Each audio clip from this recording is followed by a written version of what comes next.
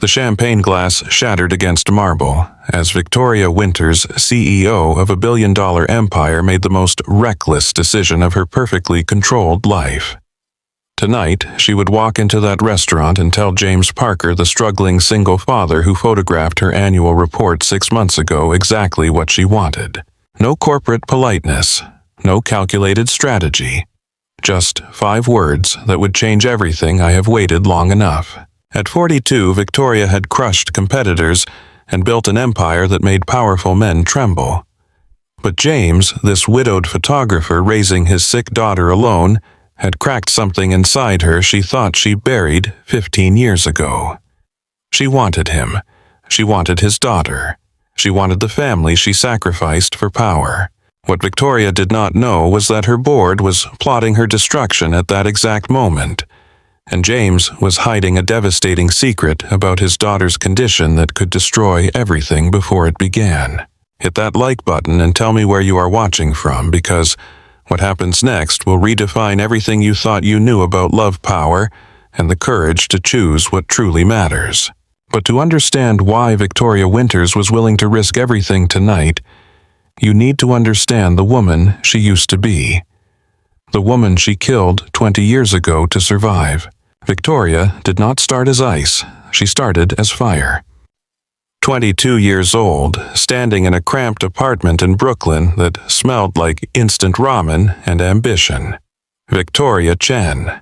Back then, she still used her father's name, was everything the current Victoria Winters was not. Messy ponytail, thrift store jeans, eyes that sparkled with naive belief that good ideas and hard work were enough to change the world. She had just dropped out of Columbia's engineering program to launch her first startup with her boyfriend and business partner Marcus Chen. They were going to revolutionize cloud storage security. They were going to be the next big thing.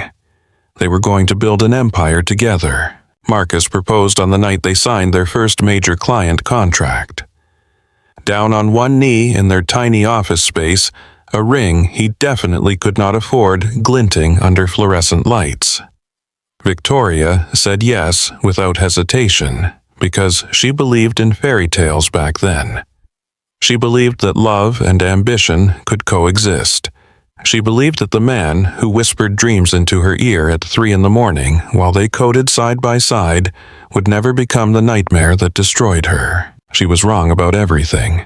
The betrayal came 6 months later, 3 weeks before their wedding.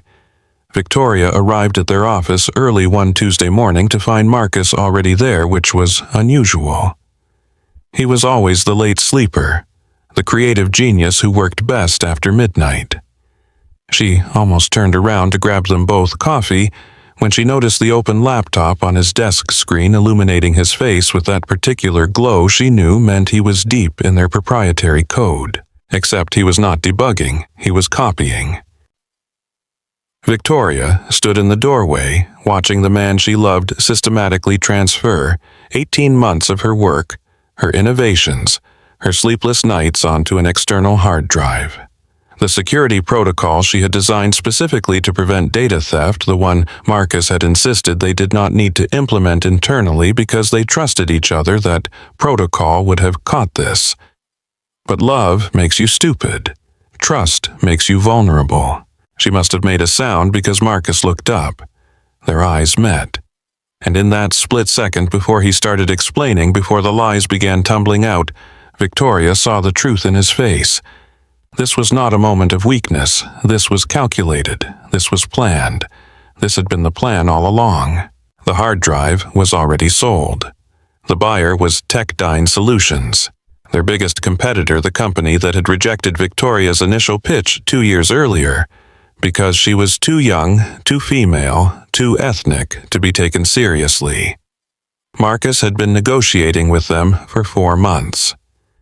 The wedding was meant to happen right before the deal closed, ensuring Victoria would be legally tied to him, making it harder for her to pursue action when she inevitably discovered the theft. He had weaponized her love. He had turned her dreams into his payday. What Victoria remembered most about that morning was not the screaming or the crying that came after. It was the silence. That terrible moment of clarity when she realized every late night, every shared dream, every whispered promise had been a transaction to him. She was never his partner. She was his mark. Tech9 launched her security protocol under their brand 6 weeks later. Marcus became their VP of Innovation with a salary that made Victoria physically sick when she saw it reported in TechCrunch. Her startup collapsed within days. Investors pulled out.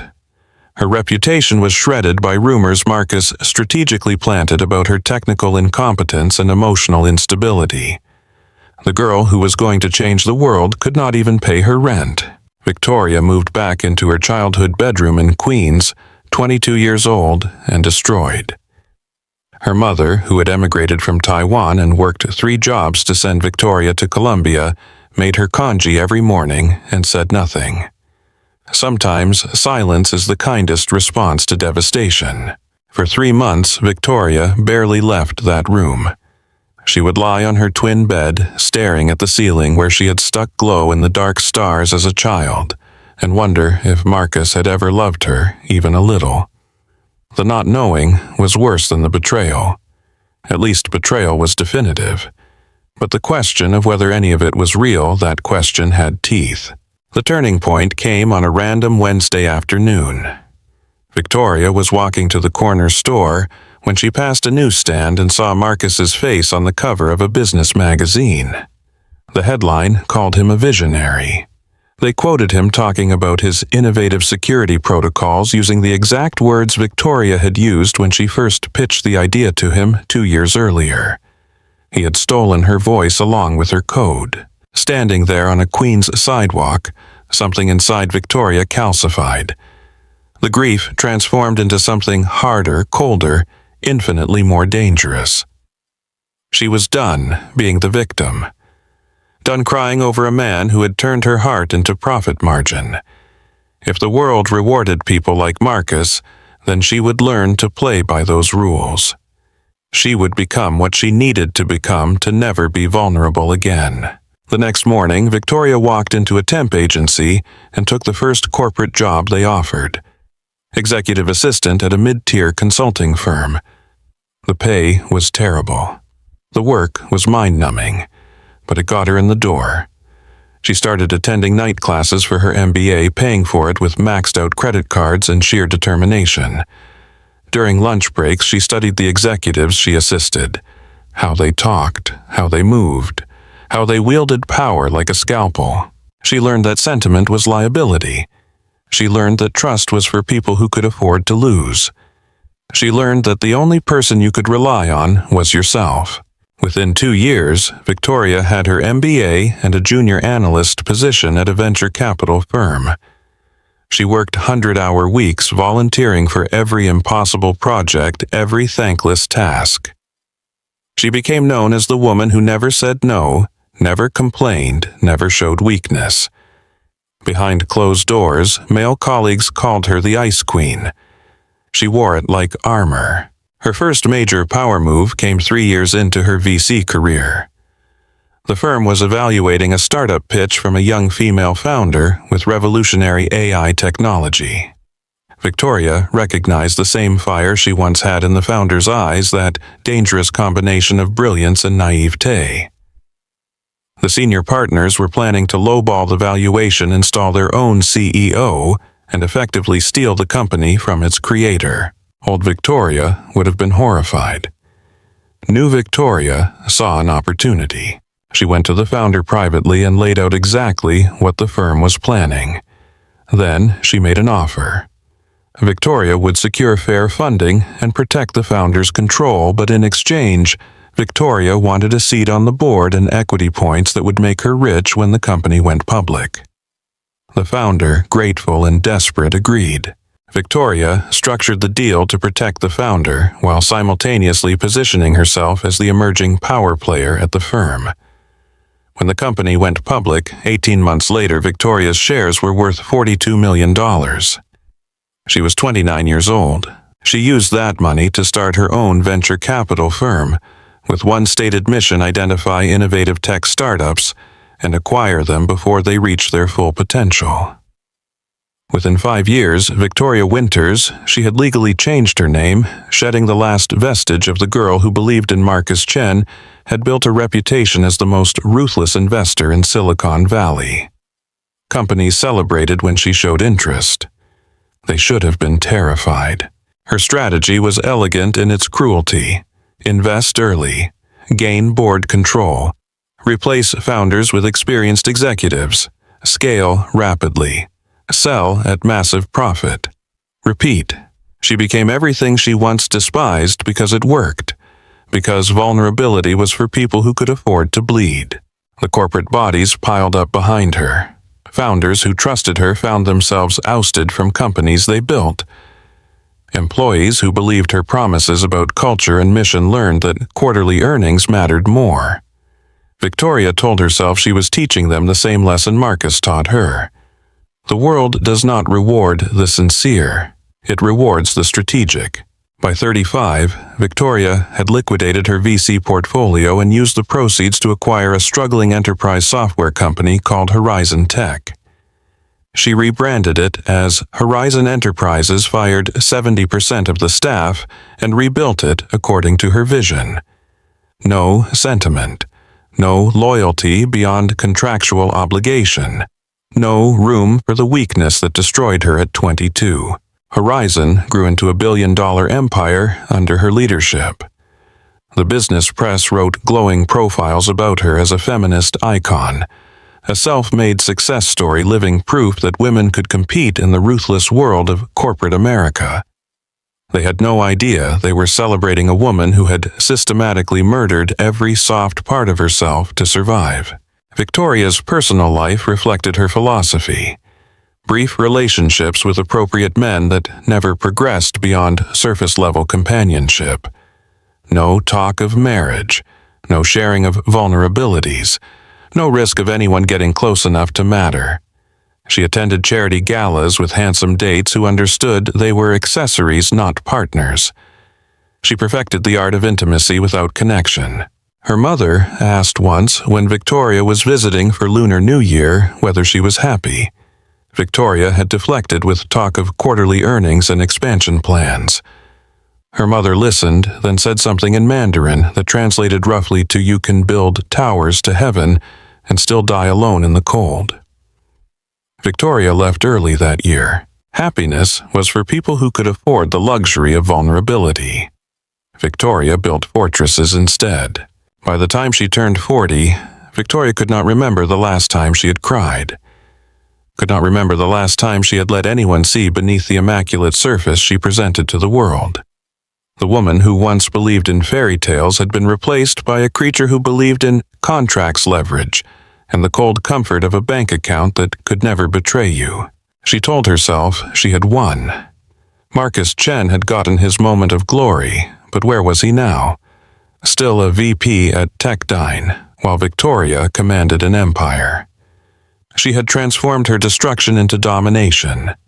That was victory, was it not? Except some nights alone in her penthouse with city lights glittering below like earthbound stars, Victoria would pour herself expensive scotch and wonder what happened to the girl who used to stick glow in the dark stars on her ceiling. The girl who believed love and ambition could coexist. The girl who trusted that good people building good things would be enough. She told herself that girl was weak. That girl would never have survived. That girl had to die so Victoria Winters could be born. But you cannot kill parts of yourself without consequences. You cannot build walls high enough to keep out pain without also keeping out everything else. Victoria did not realize how completely she had isolated herself until 18 months ago on a random Saturday afternoon. She was walking through Central Park taking a rare break from work when she saw a father playing with his young daughter near the fountain. The girl could not have been more than 5 pigtails bouncing as she ran toward the water. The father chased after her, laughing, scooping her up just before she could tumble in. The child shrieked with joy, wrapping small arms around his neck. Victoria stopped walking. Actually, stopped in the middle of the path and stared at them like she had never seen a parent and child before. The father was not checking his phone, was not distracted by work emails. His entire world in that moment was the laughing child in his arms. His face reflected pure, uncomplicated love. The kind of love that asks for nothing except the chance to give. Something cracked inside Victoria's chest. Actually cracked like ice breaking under pressure. For the first time in 15 years, she felt tears sliding down her face in public. She had built an empire, but would never know what it felt like to have a child run to her with that kind of trust. She had conquered boardrooms, but would never experience love that was not transactional. She had protected herself so completely that she had become unreachable. Standing there in Central Park Mascara, probably running designer suit, suddenly feeling like a costume Victoria Winters realized she had made a terrible mistake. Not in building her career, not in demanding respect in a world designed to diminish her, but in believing that power and connection were mutually exclusive. In thinking that protecting yourself meant destroying the parts of you capable of loving without calculation. She had become so good at winning that she forgot what she was supposed to be winning for. Victoria walked home that day and sat in her empty penthouse for hours, really looking at the life she had built. Expensive furniture no one sat on. A kitchen that never saw home-cooked meals. Bedrooms that guests never occupied because she never let anyone stay long enough to need them. She had everything and nothing simultaneously. That was the day Victoria decided she wanted more. Not more money or power or market share. More life. More connection. More of whatever that father and daughter had that made them laugh like the world was not waiting to destroy them. She had no idea how to get there. You cannot simply decide to become vulnerable again after spending 15 years building impenetrable defenses. You cannot flip a switch and suddenly trust people after learning that trust is how you get destroyed.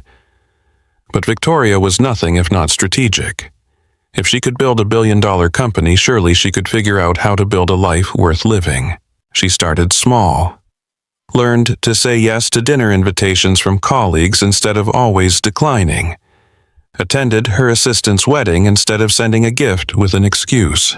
Visited her mother more regularly and actually listened instead of mentally reviewing quarterly projections during the conversation. The changes were glacial, incremental, but they were changes. The Ice Queen began to thaw at the edges, though she was careful not to let anyone see too much melting too fast. Control was still her comfort zone. And then James Parker walked into her office 6 months ago to photograph Horizon's annual report, and every careful strategy Victoria had developed fell apart within the first 10 minutes of meeting him.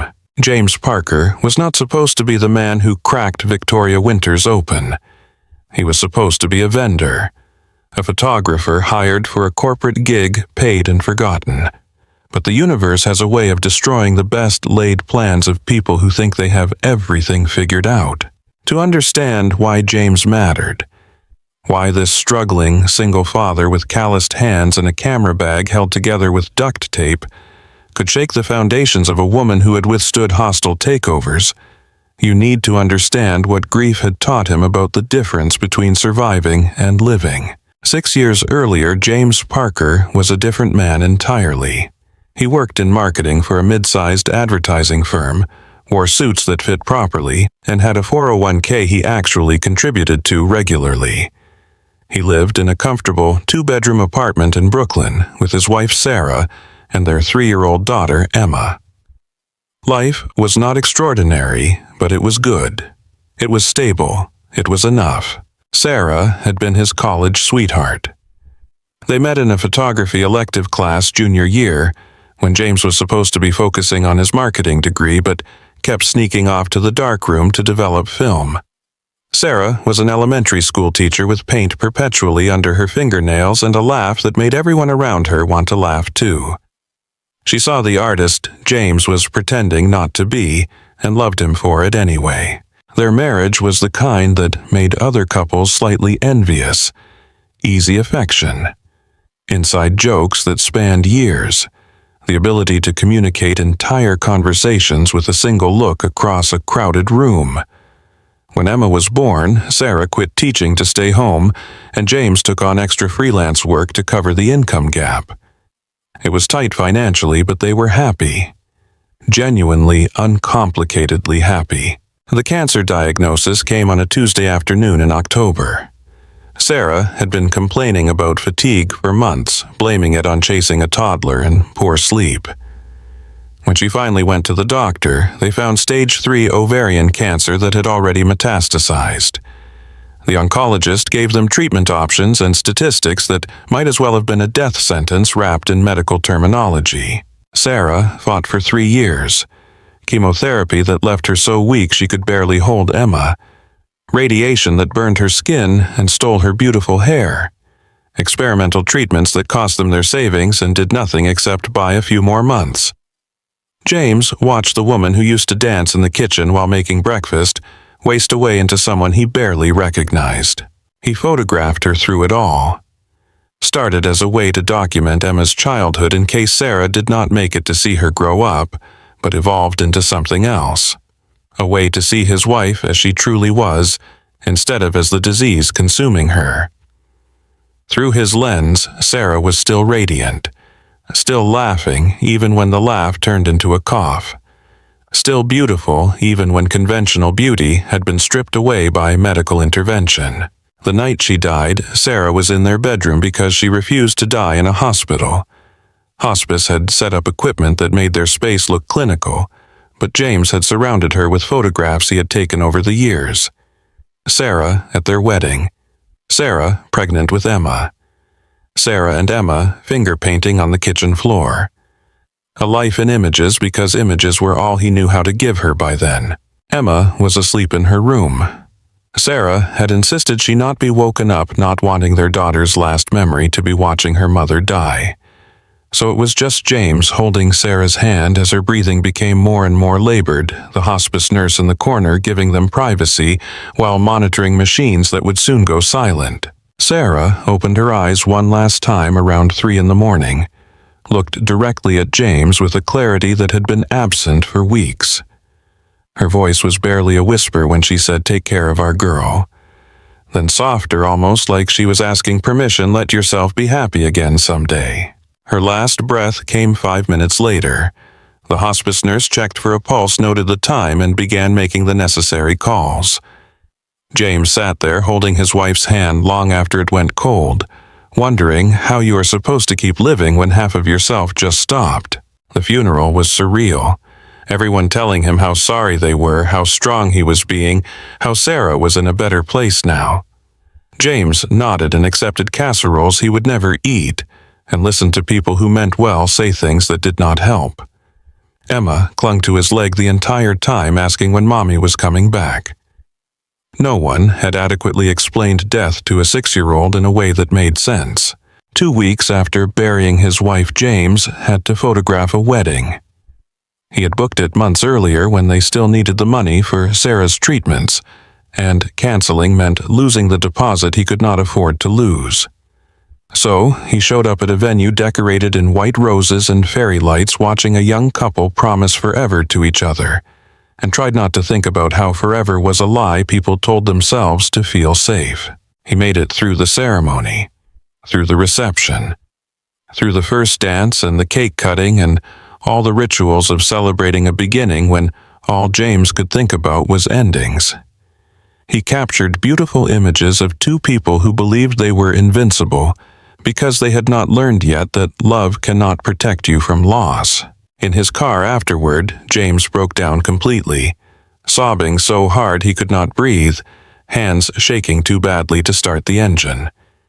He had just spent 8 hours documenting joy he no longer believed in pretending to be functional when everything inside him was shattered. The money from that wedding paid for 1 month of Emma's therapy sessions with a child psychologist who specialized in grief. James had no idea if they were helping. Emma stopped asking when Mommy was coming back, but she also stopped talking much at all. She would sit for hours holding Sarah's favorite cardigan, not crying, just holding it like a talisman against a world that had proven itself capable of taking away the people you loved most. James quit his marketing job 6 months after Sarah died. Partly because he could not focus enough to be effective, partly because the corporate world felt absurd when measured against real loss, mostly because he needed flexibility to be present for Emma in a way a 9-to-5 would never allow. He took his severance package and his 401k early withdrawal penalties and bet everything on building a photography business. People told him he was crazy, that grief was making him reckless, that he had a daughter to think about and stability mattered more than following some artistic dream. James listened to all of it and did it anyway because Sarah's last words kept echoing in his head. Let yourself be happy again someday. He could not be happy, not yet, maybe not ever. But he could build something that felt less like slowly dying. The photography business grew slowly. Portraits mostly. Families who wanted images that felt real instead of posed. James had a gift for capturing genuine moments, probably because he understood how precious and temporary those moments were. He was not getting rich, but he was paying bills. More importantly, he was present for Emma, taking her to school, picking her up, making dinner even when it was just chicken nuggets and apple slices. Being there. Emma started talking again. Started smiling, started bringing home drawings from school that she would stick on their refrigerator with magnets. The psychologist said she was making remarkable progress. James tried to believe that progress was the same as healing. They built a new normal together, a life that was smaller and sadder than before, but was still a life. James taught Emma how to use a camera, and she started documenting the world through her own lens. Mostly close-ups of flowers and pigeons, but occasionally she would capture something that took James's breath away with its unintentional insight. For 5 years, they existed in this careful equilibrium. Not thriving exactly, but surviving. James dated occasionally awkward dinners with women who did not understand why he still wore his wedding ring on a chain around his neck. Emma made friends at school and had sleepovers where she seemed almost like a regular kid who had not learned too young that people leave and do not come back. Then came Emma's kindergarten graduation 18 months ago, and the equilibrium shattered. The ceremony was held in the school gym, decorated with construction paper mortar boards and streamers. Emma was wearing the white dress James had bought specifically for the occasion, her hair in pigtails beaming as she walked across the makeshift stage to receive her certificate. James was filming on his phone, proud and sad simultaneously because Sarah should have been there to see this. Emma reached the principal, shook hands like they had practiced, and turned to wave at James in the audience. Then her smile faltered. Her hand went to her chest, and she collapsed. The next minutes were chaos James could barely remember afterward. Him running to the stage, teachers surrounding Emma, someone calling 911. Emma, conscious but confused, her skin pale and clammy, saying her chest hurt and she could not catch her breath. The ambulance ride where James held her hand and promised everything would be okay, while internally screaming at the universe that it had already taken Sarah and could not possibly be cruel enough to take Emma too. The emergency room doctors ran tests: EKG, echocardiogram, blood work, chest x-rays. They admitted Emma overnight for observation while they waited for a pediatric cardiologist to review the results. James sat in a plastic chair beside her hospital bed watching monitors track her heartbeat and felt the same helpless terror he had felt watching Sarah deteriorate. The diagnosis came the next morning. Restrictive cardiomyopathy, a rare condition where the heart muscle becomes stiff and cannot relax properly between beats. In children, it was especially dangerous, progressive, no cure. Treatment focused on managing symptoms and preventing sudden cardiac death while hoping for a transplant that might never come. The cardiologist, a kind woman in her 50s who had clearly delivered terrible news too many times, explained it all in language James was supposed to understand. Medications to help the heart work more efficiently, regular monitoring, lifestyle restrictions. The possibility that Emma's condition could remain stable for years or could deteriorate rapidly. They simply could not predict. James listened and nodded and asked the appropriate questions while internally drowning. The cost of the medications alone would strain his budget. The specialist appointments, the potential for hospitalization, the monitoring equipment. He had basic health insurance through the freelancer marketplace, but the co-pays and deductibles were going to bury him. More terrifying than the financial burden was the knowledge that he could lose her. That this daughter he had fought so hard to keep whole after Sarah's death could be taken from him by another disease he was powerless to stop. The universe had proven it did not care about fair. It had proven it would take everything if you let it. Emma was released from the hospital 3 days later with a pharmacy bag full of medications and instructions to avoid strenuous activity. She was 9 years old and could not run on the playground anymore. Could not take dance classes like she wanted. Had to sit out of gym class while other kids played. The injustice of it made James want to break things. He did not break things. He adapted. That was what you did when the alternative was falling apart. He restructured his photography schedule around Emma's medical appointments. He learned to give cardiac medications and monitor her symptoms. He became an expert on restrictive cardiomyopathy, joining online support groups for parents of children with rare heart conditions, reading medical journals he barely understood. The medical bills started piling up within months. Even with insurance, the out-of-pocket costs were astronomical. James took on more photography work editing late into the night after Emma went to sleep, accepting jobs he would have previously turned down. He sold his car and bought a cheaper used one. He moved them to a smaller apartment to save on rent. He cut every expense he could identify. It was not enough. 18 months after Emma's diagnosis, James was drowning in medical debt and facing the reality that he might not be able to afford her care. The medications alone cost nearly $1,000 a month after insurance. The specialist visits, the quarterly echocardiograms, the emergency room trips. When Emma had episodes, it all added up to more than his photography business could sustain. He looked into financial assistance programs, applied for medical grants, started a GoFundMe that raised a few $1,000s from sympathetic strangers, but nowhere near enough. He considered going back to corporate work, but could not figure out how to manage Emma's medical needs with the inflexibility of a traditional job. Then Emma's private school, the one with the small class sizes and understanding teachers who knew about her condition, delivered the ultimatum. The tuition increase for the next year, combined with his outstanding balance, meant he owed $12,000. Pay by the end of the month or withdraw Emma and find another school. James had no idea where he was going to find $12,000. He had already maxed out his credit cards on medical expenses, had already borrowed from the few friends who could afford to lend, had already sold everything of value except his camera equipment because that was his livelihood.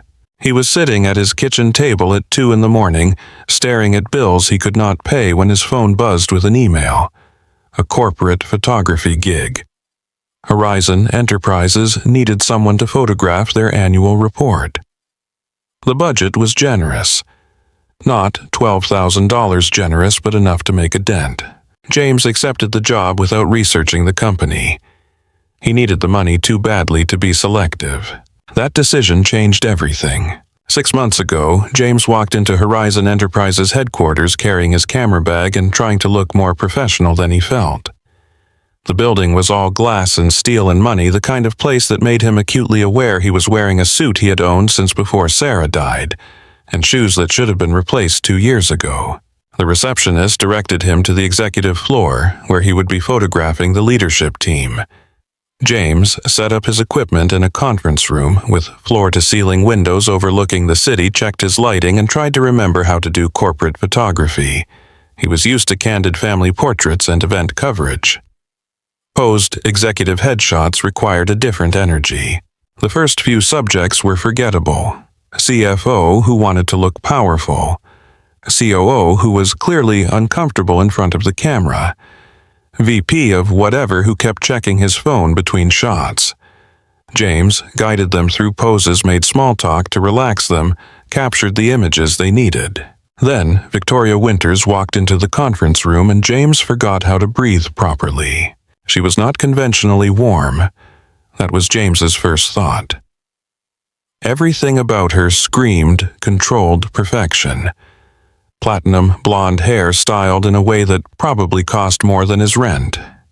A black suit that fit like it was tailored specifically for her body because it definitely was. Heels that added 3 inches to her height and doubled as weapons. The kind of beauty that was constructed rather than natural, but no less striking for it. But what caught James's attention was not her appearance. It was the way she held herself. Like she was braced for attack from every direction. Like vulnerability was a disease she had been vaccinated against. Her eyes, pale blue, and assessing scanned the room, and dismissed him as irrelevant within 2 seconds. "Hello," she said, her voice crisp and professional. "You must be the photographer. I have 15 minutes. James had dealt with difficult subjects before. Corporate executives who thought their time was too valuable to waste on photos they claimed not to care about, but would definitely complain about if they looked bad. He knew how to handle this. "James Parker," he introduced himself, gesturing to the chair he had set up. "If you could sit here, we will work quickly." Victoria sat with the posture of someone who had attended deportment classes. Straight back, chin slightly elevated, hands folded in her lap with precision. She looked like a stock photo of a CEO. Powerful, competent, completely devoid of humanity. James looked through his camera lens and frowned. This was not going to work. "Could you relax your shoulders a bit?" he suggested. "You look like you are preparing for battle." "I am always preparing for battle," Victoria replied without missing a beat. "That is how I survive." The comment was delivered matter-of-factly, but something in her tone made James look up from his camera. For just a second, he saw past the armor to something raw underneath. Exhaustion, maybe. Or loneliness disguised as strength. "You do not have to survive me," James said gently. "I am just here to take your picture." Victoria's expression flickered with something he could not quite identify. Surprise, maybe, at being challenged, however mildly. She adjusted her posture, slightly softening in ways so subtle most people would not have noticed. But James noticed everything. That was his job. "Better," he said, raising the camera again. "Now think about something that makes you genuinely happy. Not successful, happy." "I do not understand the distinction," Victoria said, but there was a hint of humor in her voice now. "Success is what you show the world," James explained, taking a few shots. "Happiness is what you feel when no one is looking. They are not always the same thing." Victoria was quiet for a moment, actually considering his words instead of dismissing them. When she spoke again, her voice was softer. "That is surprisingly philosophical for a corporate photographer." "I'm not usually a corporate photographer," James admitted. "I do mostly family portraits. This is outside my comfort zone." "Mine too," Victoria said, and there was something almost vulnerable in the admission. They spent the next 10 minutes in conversation that had nothing to do with photography. Victoria asked about his regular work. James told her about capturing real moments instead of posed perfection. She asked if he believed those real moments were more valuable than cultivated image. He said he thought authenticity was always more valuable than performance, even if it was less immediately impressive. Victoria listened in a way that suggested she was actually hearing him instead of just waiting for her turn to talk. When James finally lowered his camera and said he had everything he needed, she looked almost disappointed. "Thank you," she said, standing and smoothing her suit. "That was less painful than I expected." "High praise," James replied with a grin. Victoria moved toward the door, then paused. "Your family portraits. Do you have a portfolio I could look at?" James blinked, surprised. "Sure. My website is on the card I gave your assistant. But can I ask why you do not seem like the family portrait type?" "I'm not," Victoria agreed. "But I am curious about your perspective on authenticity versus performance. You clearly have strong opinions." She left before James could respond, her heels clicking against the polished floor as she disappeared down the hallway. He stood there in the conference room wondering what had just happened. That had not felt like a typical client interaction. That had felt like something else entirely. 3 days later, Victoria's assistant emailed requesting a meeting.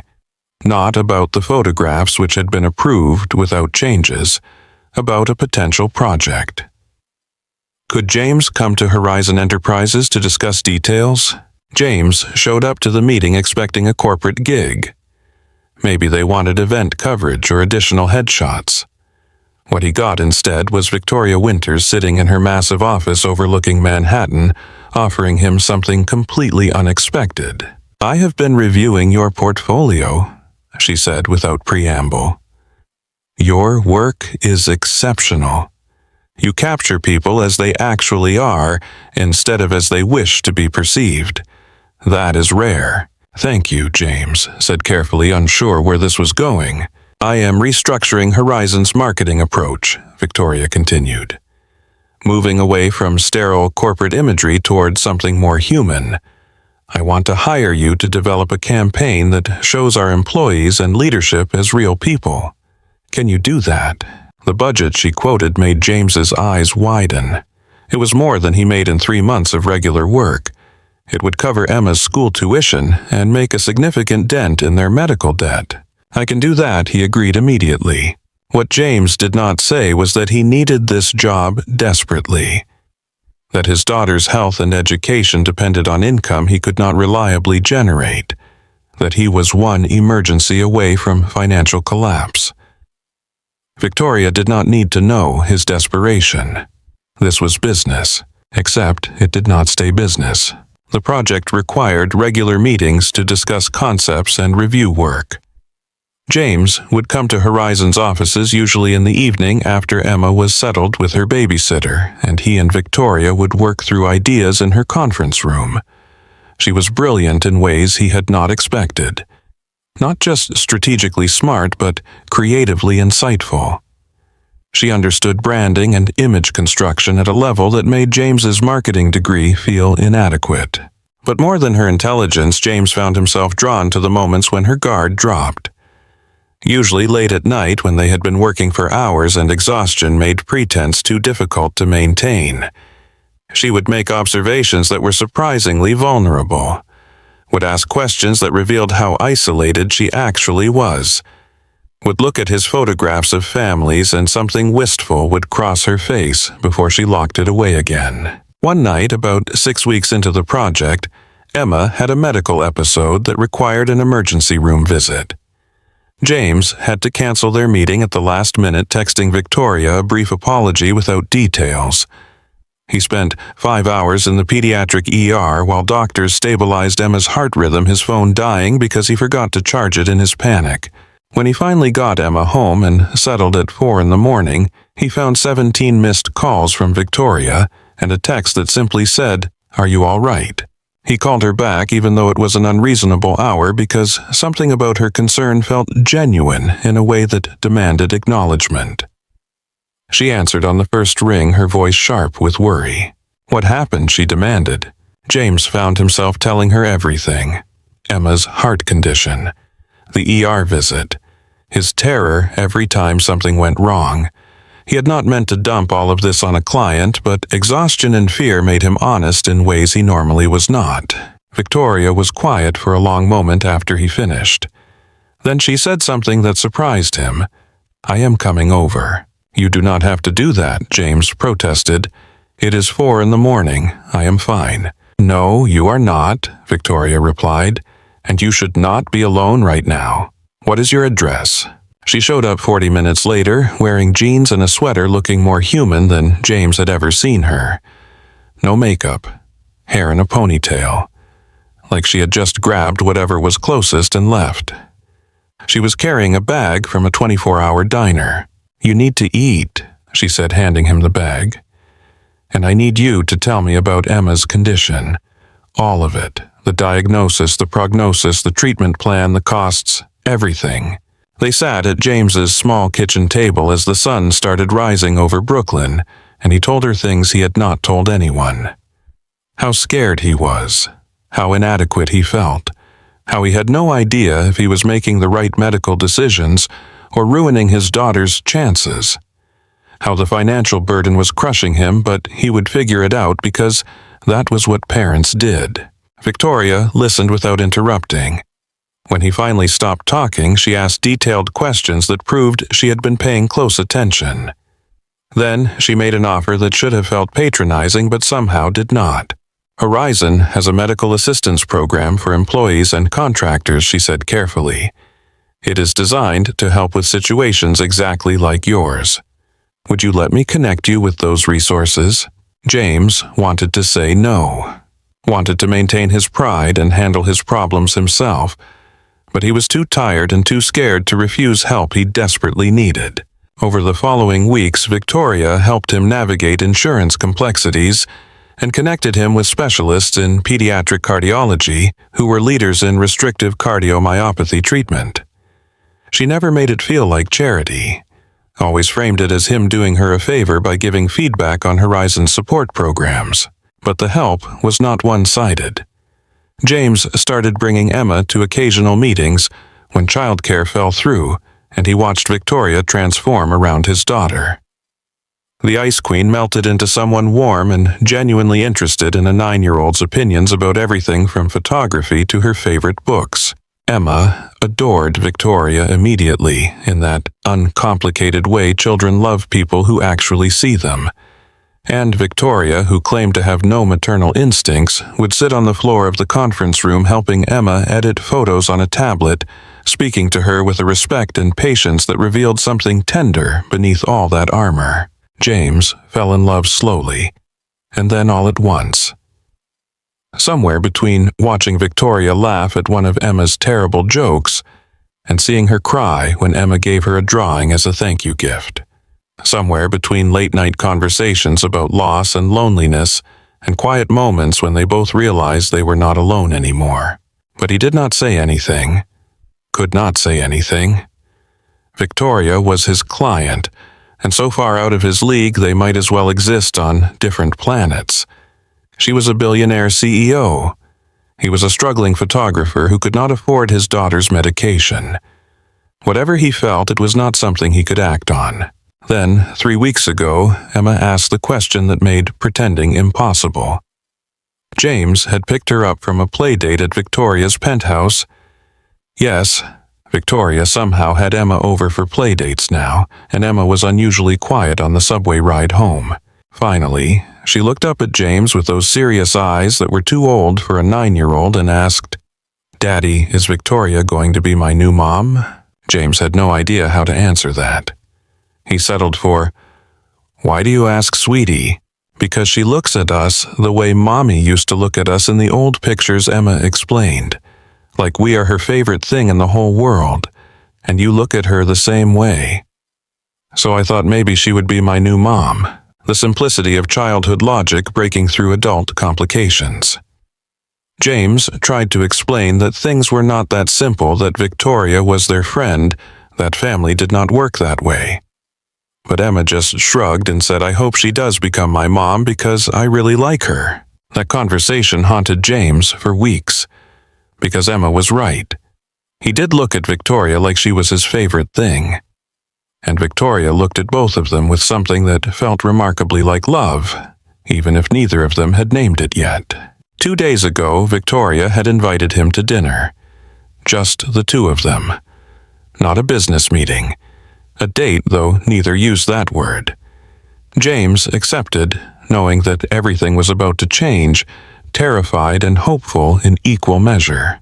Which brought him to tonight standing in front of his mirror adjusting his tie for the 3rd time, about to walk into a restaurant and find out if the woman who taught him it was possible to want something beyond mere survival wanted him too. The phone call that shattered everything came at 2:17 in the morning on a Tuesday, 3 days before the dinner that would change their lives. James jolted awake to his phone vibrating violently on the nightstand, his heart already racing with the particular dread that comes from middle-of-the-night calls when you have a sick child. The babysitter's name glowed on the screen. He answered before the second ring. "Emma's having trouble breathing." Melissa's voice was tight with barely controlled panic. "She says her chest feels tight and she's really pale. I think we need to go to the hospital." James was out of bed before she finished the sentence, pulling on jeans with one hand while keeping the phone pressed to his ear. "Call 911. I will be there in 5 minutes." He lived 6 blocks away from the small apartment where Melissa watched Emma on the rare nights James had evening commitments.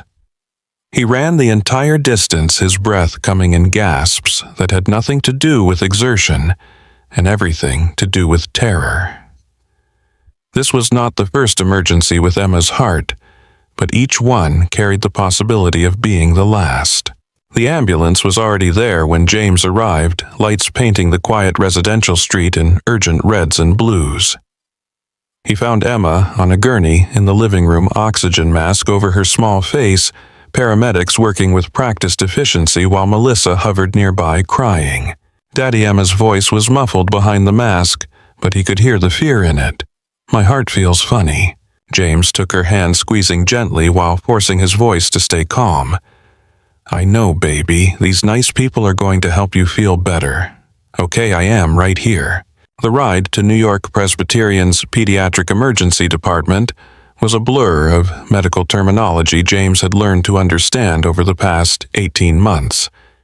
Tachycardia, arrhythmia, decreased oxygen saturation. The paramedics radioed ahead and James held Emma's hand while silently bargaining with any deity that might be listening.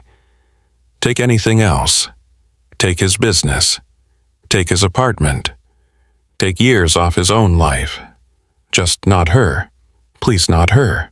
The emergency room erupted into controlled chaos when they arrived. Nurses and doctors converging, moving Emma to a bed, attaching monitors that beeped with alarming urgency. Someone was asking James questions about her medications and medical history, while someone else was starting an IV, and Emma was crying now, scared and in pain, reaching for him. "Sir, you need to step back," a nurse said firmly but not unkindly, physically moving James away from the bed so the medical team could work. He stood there useless and terrified while they stabilized his daughter, watching monitors he did not fully understand. Display numbers he knew were not good. The attending physician, a woman who looked too young to have the kind of authority she wielded, was barking orders about medications and tests, her face set in an expression that made James's stomach drop. After what felt like hours, but was probably 20 minutes, the immediate crisis was controlled. Emma's heart rate was still elevated, but no longer dangerously so. Her oxygen levels were improving. The doctor approached James with an expression that healthcare professionals reserve for delivering news that is going to hurt. "Mr. Parker, I am Dr. Chen. Emma is stable for now, but her condition has deteriorated significantly. The restrictive cardiomyopathy is progressing faster than we hoped. We need to admit her and run a full cardiac workup." "What does that mean?" James asked, though he already knew. He had read enough medical journals in the past year to understand exactly what faster progression implied. "It means her heart is not compensating as well as it was," Dr. Chen explained gently. "The medications are becoming less effective. We need to evaluate whether she needs to be listed for a transplant sooner than we originally discussed." Transplant. The word hung in the air between them, heavy with implications. Transplant meant Emma's heart was failing beyond pharmaceutical intervention. Transplant meant months or years on a waiting list, hoping a donor became available.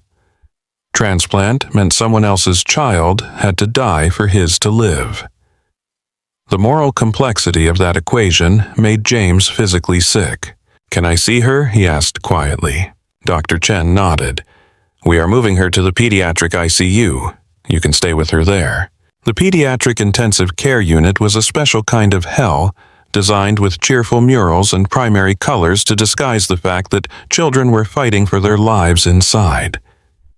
Emma was settled into a room with monitoring equipment that beeped and hummed, tubes and wires connecting her small body to machines keeping her alive. She looked impossibly fragile against the hospital sheets, her skin pale, and her breathing still labored despite the oxygen. James pulled a chair close to her bed and took her hand, carefully avoiding the IV line. Emma's eyes fluttered open, glassy with medication, but aware. "Am I dying?" she asked with the blunt honesty of a child too familiar with medical crises. No, baby James lied, hoping desperately it was true. "You're just having a hard time right now. The doctors are going to help you feel better." Emma seemed to accept this, or maybe she was too tired to argue. "Daddy," she whispered, "can you call Victoria? I want her to come." The request surprised James, even though it should not have. Emma had grown attached to Victoria over the past months, and Victoria had proven herself endlessly patient and present in ways that went far beyond professional courtesy. But it was 2:30 in the morning, and Victoria was his client, not family, not even officially his girlfriend, despite the dinner plans later this week that suddenly felt impossibly far away. "It is really late, sweetie," James said. "I do not want to bother her." She would not think it was a bother, Emma insisted with the certainty only children possess. "She told me I could call her any time." "Please, Daddy." James hesitated, then pulled out his phone and scrolled to Victoria's number. He stared at it for a long moment before typing out a message instead of calling. "Emma is in the hospital, pediatric ICU at New York Presbyterian. She is asking for you. No pressure if you cannot make it." He hit send before he could overthink it, then put the phone aside and focused on Emma, who was drifting in and out of sleep. The nurses came in regularly to check vitals and adjust medications. Dr. Chen returned with results from preliminary tests that confirmed what James already feared. Emma's heart function had declined significantly. They would need to consult with the transplant team in the morning. James nodded mechanically, absorbing information he would need to process later when he was not numb with fear. He was trying to figure out who he needed to call, what arrangements he needed to make if Emma had to stay hospitalized long-term, when the door to the room opened. Victoria walked in wearing yoga pants and an oversized sweatshirt, her hair pulled back in a messy bun. No makeup, looking nothing like the polished CEO who commanded boardrooms. She looked human and worried and real. "I came as soon as I got your message," she said quietly, her eyes moving from James to Emma, sleeping in the bed. "How is she?" James tried to answer but found his voice would not work properly. The adrenaline that had sustained him for the past few hours was wearing off, leaving him hollowed out and shaking. Victoria seemed to understand without him needing to explain. She crossed the room and pulled him into a hug that he did not know he needed until he was clinging to her and trying desperately not to fall apart. "She is getting worse." He finally managed the words muffled against Victoria's shoulder. "They are talking about transplant evaluation. I do not know what to do." "You are doing it," Victoria said firmly. "You are here. You are fighting for her. That is all you can do right now." They stood like that for a long moment, James drawing strength from her presence in a way that should have felt inappropriate, but just felt necessary. When he finally pulled back, Victoria was looking at him with an expression he could not quite identify. Something fierce and protective and tender all at once. "What do you need?" she asked. "I do not even know," James admitted. "To sleep, to think, to make this not be happening." Victoria glanced at Emma, then back at James. "Go home, shower, change clothes. Get a few hours of actual rest. I will stay with her." "I cannot leave her," James protested automatically. "You can?" "For a few hours," Victoria countered. "You are not going to be any good to Emma if you collapse from exhaustion. I will stay right here. If anything changes at all, I will call you immediately. You can be back in 20 minutes. James wanted to argue, but he was too tired and too overwhelmed. And there was something in Victoria's face that told him this was not just an offer of convenience. She wanted to be here, wanted to help in the only way she could. "Are you sure?" he asked. Victoria pulled a second chair close to Emma's bed and sat down with the posture of someone settling in for a siege. "I am sure. Go." James went too numb to process the significance of leaving his critically ill daughter with a woman who 3 months ago had been nothing more than a client. He made it home, showered on autopilot, and collapsed onto his bed, intending to rest for an hour. He woke up 4 hours later to sunlight streaming through his window and his phone ringing. His heart stopped until he saw it was Victoria calling, not the hospital. "She is stable," Victoria said, immediately reading his panic. "She woke up about an hour ago asking for pancakes, which the nurses say is a good sign. But James, there is something you should know." What he asked, already pulling on clean clothes. "She asked me if I was going to be her mom," Victoria said quietly. "I told her that was between you and me, and we had not figured that out yet. But she seemed satisfied with that answer. I thought you should know before you got back." James sat down on the edge of his bed phone, pressed to his ear, trying to process this information while running on 4 hours of sleep and constant terror. "Okay," he said. "Thank you for telling me. I am coming back now." The next 72 hours blurred together into an exhausting cycle of tests and consultations and waiting. Emma remained in the pediatric ICU while the transplant team evaluated her eligibility and urgency. James barely left except when nurses insisted he go to the cafeteria, or Victoria physically escorted him out for fresh air. Victoria stayed. Not constantly, she had a company to run, but more than anyone had a right to expect from someone who was not family. She showed up in the evenings after work with food from restaurants near the hospital, because she noticed James was not eating the cafeteria offerings.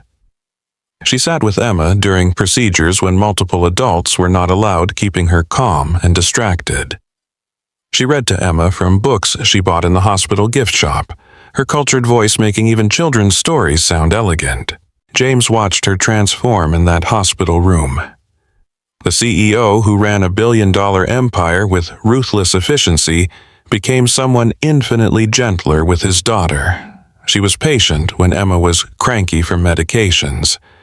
She was honest when Emma asked scary questions about transplants. She was present in ways that felt remarkably like love, even though neither of them had named what was growing between them. On the third night after Emma finally fell asleep following a particularly difficult round of tests, Victoria and James stood in the hallway outside the ICU, both exhausted and emotionally wrung out. James was leaning against the wall trying to remember if he had returned any of the work calls he had been ignoring when Victoria spoke. "I have a preliminary board meeting tomorrow morning," she said. "There has been some concern about my leadership lately. Nothing concrete, just rumblings. I should probably attend." "Then go," James said immediately. "You have been here for 3 days. I can handle tomorrow." Victoria looked at him with an expression he could not quite read. "The meeting is at 8. Emma's transplant evaluation with the cardiac surgeon is at 8:30. You mentioned that earlier." James had completely forgotten about the timing conflict. "I can record it, or they can reschedule. Your company is important." "So is this?" Victoria replied quietly. "So are both of you. I am not leaving her. I am not leaving you. Let them have their meeting. I will deal with whatever consequences come from that decision." Before James could respond, his phone buzzed. Then Victoria's. They looked at their screens simultaneously and saw messages from multiple people. The content varied, but the essence was the same. An emergency board meeting had been called for the following morning. Attendance was mandatory. Evidence of financial mismanagement had been uncovered. Victoria's face went carefully blank in that way James recognized as her processing mode. She stepped away to make a call, her voice low and urgent as she spoke to someone James assumed was on her executive team. When she returned 5 minutes later, her expression was grim. "It is Richard," she said flatly. "My CFO. He has been building a case against me for months, apparently. Manipulation of financial data fabricated evidence of mismanagement, the whole corporate coup playbook. The board wants me there tomorrow to defend myself, or they are moving forward with a vote of no confidence." James felt his stomach drop. This was bad. This was potentially career-ending for Victoria. "You have to go," he said. "We will be fine here for a few hours." "The transplant surgeon will only be available tomorrow morning," Victoria said. "That consultation determines whether Emma gets listed. You should not have to handle that alone." "I can handle it," James insisted. "Your company is at stake." Victoria looked toward Emma's room, then back at James. She seemed to be fighting some internal battle, weighing options and calculating risks. Finally, she pulled out her phone and sent a rapid series of text messages. "What are you doing?" James asked. "Delegating," Victoria replied. "I have a board member I trust, Marcus Chen." James felt Victoria tense at the name, saw something flash across her face that looked like old pain. "That Marcus?" he asked carefully. "The very same," Victoria confirmed. "Turns out holding on to anger for 20 years is exhausting. We made peace about 6 months ago." He reached out to apologize to try to make amends. "I was not particularly receptive at first, but he was persistent. Now, he sits on my board and occasionally provides actually useful counsel. He is one of the few people who knows about the evidence I have been gathering against Richard." "You have evidence?" James asked, surprised. "I did not survive this long in corporate America by being naive," Victoria said with a trace of her usual steel. "I have been suspicious of Richard for months. The numbers were not quite adding up in ways most people would not notice. I have been quietly documenting discrepancies and tracking his communications. Marcus has copies of everything with instructions to present it to the board if Richard makes a move. So you could go to the meeting," James pointed out. "Let Marcus handle it." "I could," Victoria agreed. "Or I could stay here with you and Emma and let Marcus present the evidence on my behalf. Which sends a very clear message about my priorities and potentially costs me my company." "Then you should go," James said firmly, even though the thought of facing the transplant consultation alone terrified him. Victoria stepped closer, taking both his hands in hers. The fluorescent hospital lighting cast shadows under her eyes, highlighting her exhaustion. When she spoke, her voice was softer than he had ever heard it. "I spent 20 years building Horizon Enterprises. 20 years sacrificing everything personal for professional success. 20 years believing that power and control were the only things that mattered. And you know what I realized 3 days ago, watching you hold Emma's hand while she cried during that cardiac catheterization? None of it means anything if I do not have people I love to share it with." James felt his breath catch. That was the first time either of them had used any variation of that word. Victoria continued her grip on his hands, tightening. "If I go to that meeting, I am the same woman I have always been, prioritizing the empire over everything else, letting fear of loss dictate my choices. But if I stay here, if I choose you and Emma over defending my position, then maybe I finally become the person I have been trying to be for the past 6 months. The person who understands that some things are worth more than winning." "You could lose everything," James whispered. "I could," Victoria agreed. "Or I could gain everything that actually matters. Those seem like acceptable odds." She pulled out her phone and typed a message to Marcus with shaking hands. James could not see the full content, but he caught enough. "Trust you with this. Evidence files are in the location we discussed. Defend the company. I am exactly where I need to be." Then she turned off her phone completely, looked at James, and smiled with more genuine peace than he had ever seen on her face. "What happens if they vote you out?" he asked. "Then I will find something else to do with my time and considerable resources," Victoria replied. "Maybe I will finally take that photography class you mentioned. Or start a foundation focused on pediatric cardiology research. The possibilities are actually quite liberating when you stop being afraid." They stood in that hospital hallway, hands clasped on the edge of something that felt remarkably like a new beginning, built on the ruins of careful plans, and James understood that this was the real Victoria. Not the CEO in designer suits commanding boardrooms, not the ice queen who used control as armor, but the woman brave enough to choose vulnerability over power. Meanwhile, across Manhattan, in a penthouse apartment that overlooked Central Park, Richard Harmon was making final preparations for the meeting that would destroy Victoria Winter's career. He had been planning this for 5 years, ever since she was chosen for CEO over him. 5 years of careful documentation and strategic alliance building. 5 years of waiting for the perfect moment to strike. The moment had arrived. Richard had joined Horizon Enterprises 12 years ago as CFO, back when it was still a mid-sized company with potential but limited reach. He had helped Victoria scale it into the empire it became, working 100-hour weeks and sacrificing his personal life for the company's success. When the previous CEO retired and the board needed to choose a successor, Richard assumed his loyalty and expertise would be rewarded. Instead, they chose Victoria, younger, less experienced in some areas, but undeniably brilliant, and Richard suspected selected partially because having a female CEO played well with investors and the press. He smiled and congratulated her while internally seething with resentment that calcified over years into something darker. The beauty of his plan was its simplicity. Small alterations to financial data over months. Nothing dramatic enough to trigger immediate alarms, but significant enough to create a pattern of apparent mismanagement. Friendly conversations with board members where he would express concern about Victoria's recent distraction, her involvement with that photographer, her increasingly erratic decision-making. Seeds of doubt planted carefully and cultivated patiently. The final piece had been recruiting Victoria's assistant, a young woman named Jennifer, who had made the mistake of developing a gambling problem. Richard discovered her debts during a routine background check he had no authorization to run and saw opportunity. He approached her with an offer. Feed him information about Victoria's schedule and communications, and he would cover her debts plus guarantee her a position at Meridian Tech when they acquired the weakened Horizon. Jennifer had resisted at first, but $50,000 in gambling debts was persuasive.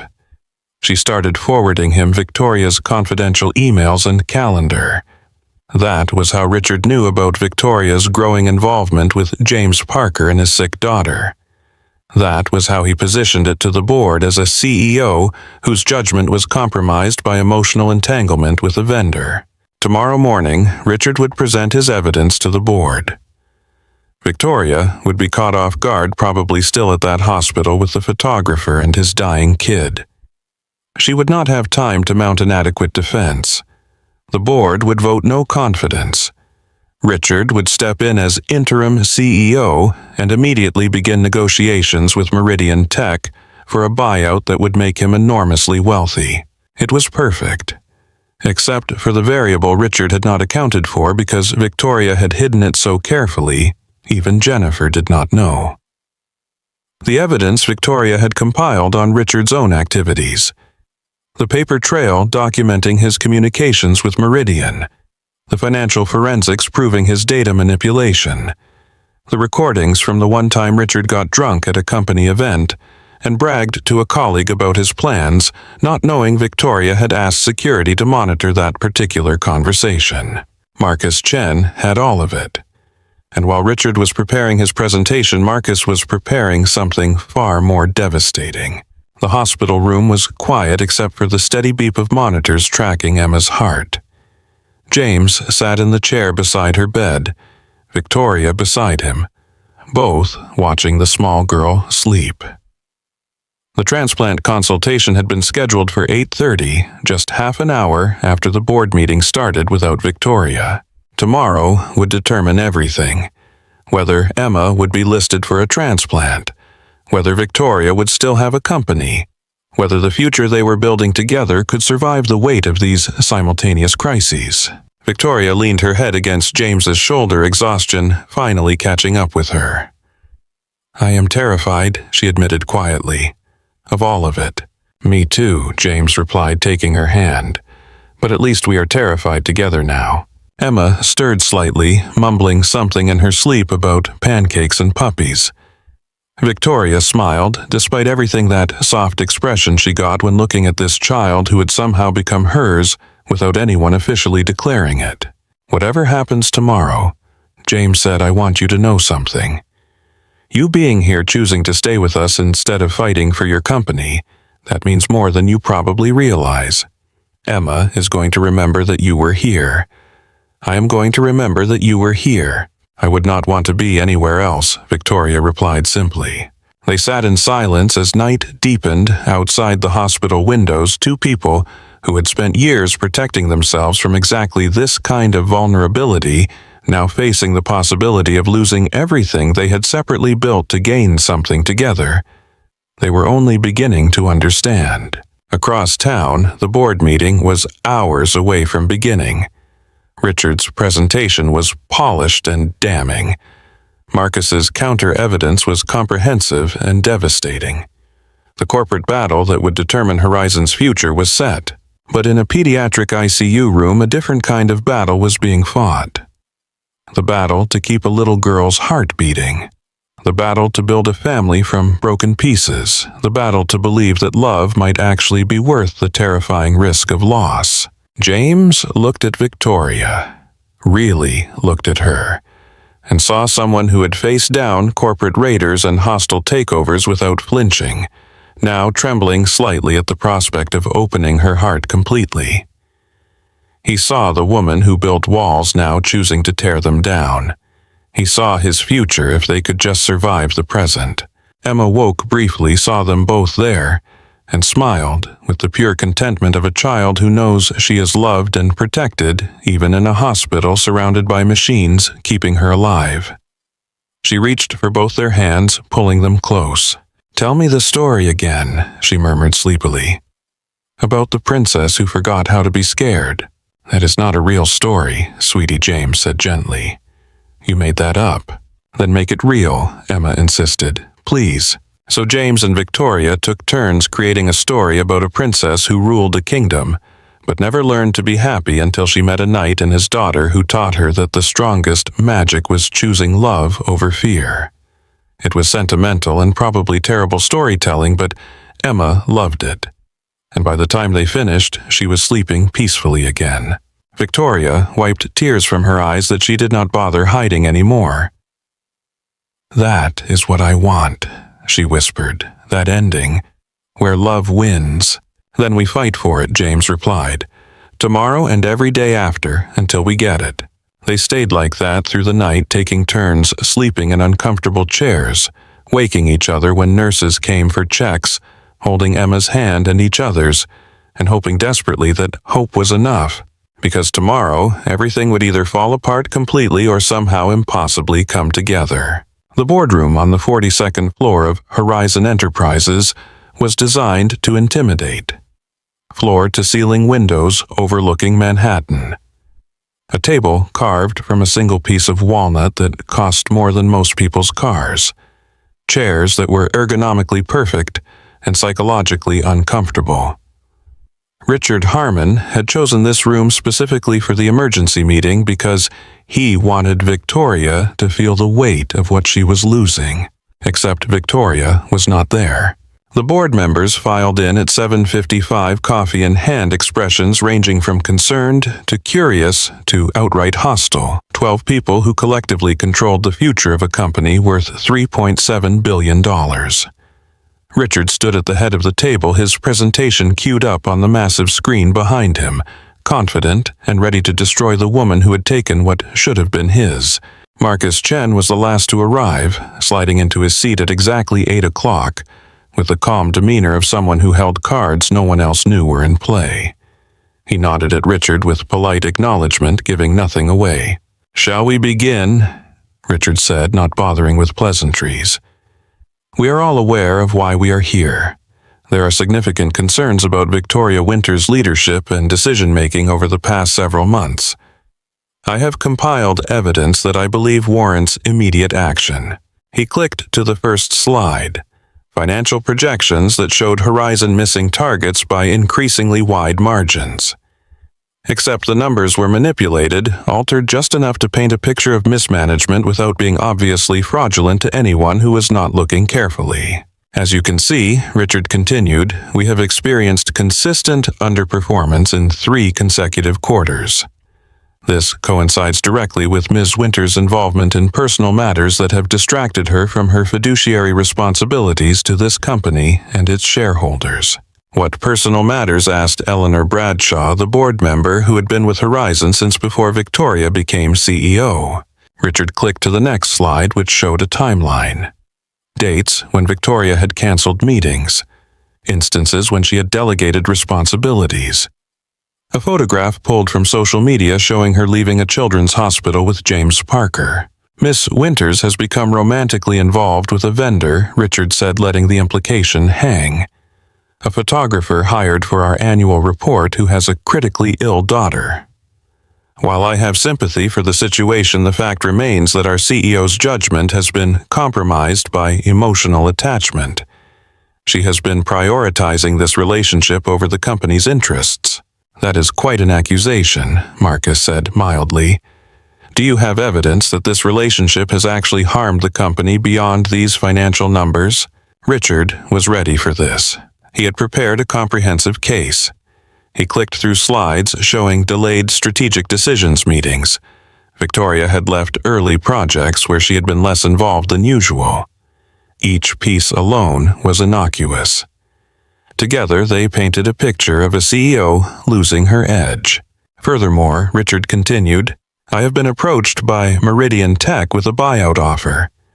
They are prepared to acquire Horizon at a significant premium to current market value. Given Ms. Winters' recent performance and the trajectory we are on, I believe we should seriously consider this opportunity. The room erupted in murmurs. A buyout was not something to be discussed lightly, especially not without the CEO present. Where is Victoria? Eleanor asked sharply. She should be here to defend herself against these accusations. Richard had anticipated this question as well. He arranged his face into an expression of regret. Ms. Winters was informed of this meeting. She chose not to attend. In fact, she sent word through Marcus that she had other priorities this morning. I believe that tells you everything you need to know about her commitment to Horizon. Several board members looked troubled by this. The optics were terrible. A CEO skipping an emergency board meeting to deal with personal matters was exactly the kind of thing that got you fired. Marcus leaned back in his chair, utterly relaxed. Would you like to know what those other priorities are? He asked conversationally. I think we can all guess, Richard said dismissively. She is at the hospital with her boyfriend and his dying daughter. Again, sympathetic situation, but not an excuse for abandoning her responsibilities. Marcus smiled, and there was something dangerous in it that made Richard's confidence waver slightly. You are absolutely right that Victoria is at the hospital. She is there because Emma Parker, age 11, is being evaluated for a heart transplant this morning. The consultation is happening right now with one of the country's top pediatric cardiac surgeons who flies in from Boston exactly twice a month. Missing this appointment would mean waiting another month, which Emma does not have according to her doctors. The room went very quiet. Marcus continued, his voice still mild but with an edge now that cut. Victoria chose to be there instead of here because she made a decision about what actually matters, and because she trusted me to handle this situation on her behalf. So, shall we discuss the real issues at hand? Richard felt the first whisper of unease. This was not going according to plan. What real issues, he demanded. Marcus opened his laptop and connected it to the screen, replacing Richard's presentation with his own. The first slide was a series of financial documents. Your financial projections are very compelling, Richard. They would be more compelling if they were accurate. The documents on screen showed the real numbers. Horizon was not missing targets. In fact, under Victoria's leadership, they were slightly exceeding projections in most areas. Marcus methodically walked through each of Richard's claims, showing how the data had been manipulated. A decimal point moved here, a quarter's results attributed to a different period there. Nothing that would trigger automatic fraud detection, but everything designed to create a false narrative. This is absurd, Richard sputtered. Those are the official numbers from my department. They are numbers from your department, Marcus agreed. But not the official ones. These are the official numbers verified by our external auditors as of yesterday. Victoria asked them to run an independent review 3 months ago when she first noticed discrepancies. Richard felt the ground shifting under him. This was not possible. Victoria could not have known. He had been so careful. Marcus was not finished. He clicked to the next slide, which showed a series of email exchanges. These are communications between you and James Whitmore, CEO of Meridian Tech. They date back 6 months. In them, you discuss your plans to create evidence of mismanagement, force Victoria out, and position Horizon for a buyout that would make you Meridian's chief technology officer, with a compensation package of $12 million plus equity. The boardroom erupted. Several members were on their feet. Richard's face had gone from confident to ashen. "How did you get those emails?" he demanded. "Your IT department has robust security," Marcus replied. "Unfortunately for you, you used your personal email for these conversations. Victoria's security team has been monitoring your communications for the past 2 months. Perfectly legal, given that you were using company resources to access your personal accounts, and she had reasonable suspicion of malfeasance." Richard looked around the table at faces that had gone from sympathetic to hostile in the span of 10 minutes. This is a setup he tried. "She is trying to deflect from her own incompetence by attacking me." Eleanor Bradshaw cut him off with a voice that could freeze fire. "Mr. Harmon, I have served on this board for 15 years. I have watched Victoria build this company from a struggling mid-tier operation into an industry leader.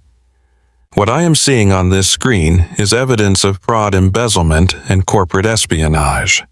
What I am not seeing is any legitimate concern about her leadership." Marcus clicked through more slides. Bank records showing payments from Meridian to Richard's personal accounts. Documented instances of him deliberately sabotaging projects to create the appearance of poor management. Communications with Jennifer, Victoria's assistant, showing how he had coerced her into spying and leaking confidential information. With each revelation, Richard's position became more untenable. He tried to argue to deflect, to claim the evidence was fabricated, but it was comprehensive and damning. Victoria had not just suspected him. She had built an airtight case over months of careful investigation. The meeting that was supposed to end Victoria's career instead ended Richard's. By 9 o'clock, he had been formally removed from his position and escorted from the building by security.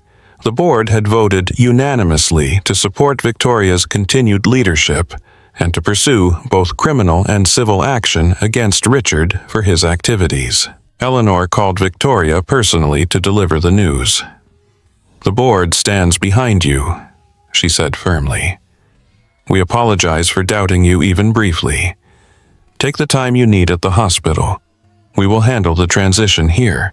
Victoria took the call in the hallway outside the transplant surgeon's office where James was meeting with Dr. Rashid. Her hands were shaking with relief and residual adrenaline. "Thank you, Eleanor. I appreciate the board's confidence. I will return to the office tomorrow." "Actually," Eleanor said, "before you do, there is something the board would like to discuss. We have been reviewing your proposal for restructuring our benefits and corporate culture initiatives. The one you submitted last month about family medical leave and remote work flexibility and the Pediatric Cardiology Research Foundation." Victoria had almost forgotten about that proposal. She had drafted it late one night after spending the evening with James and Emma, seeing firsthand how impossible it was to balance serious medical needs with rigid corporate structures. She had submitted it to the board more as a statement of values than expecting actual approval. "We would like to vote on it at next week's regular meeting," Eleanor continued. "Personally, I think it is exactly the kind of forward-thinking leadership that sets Horizon apart. You built a successful company, Victoria. Now you are showing us how to build a meaningful one. That is why we chose you as CEO in the first place."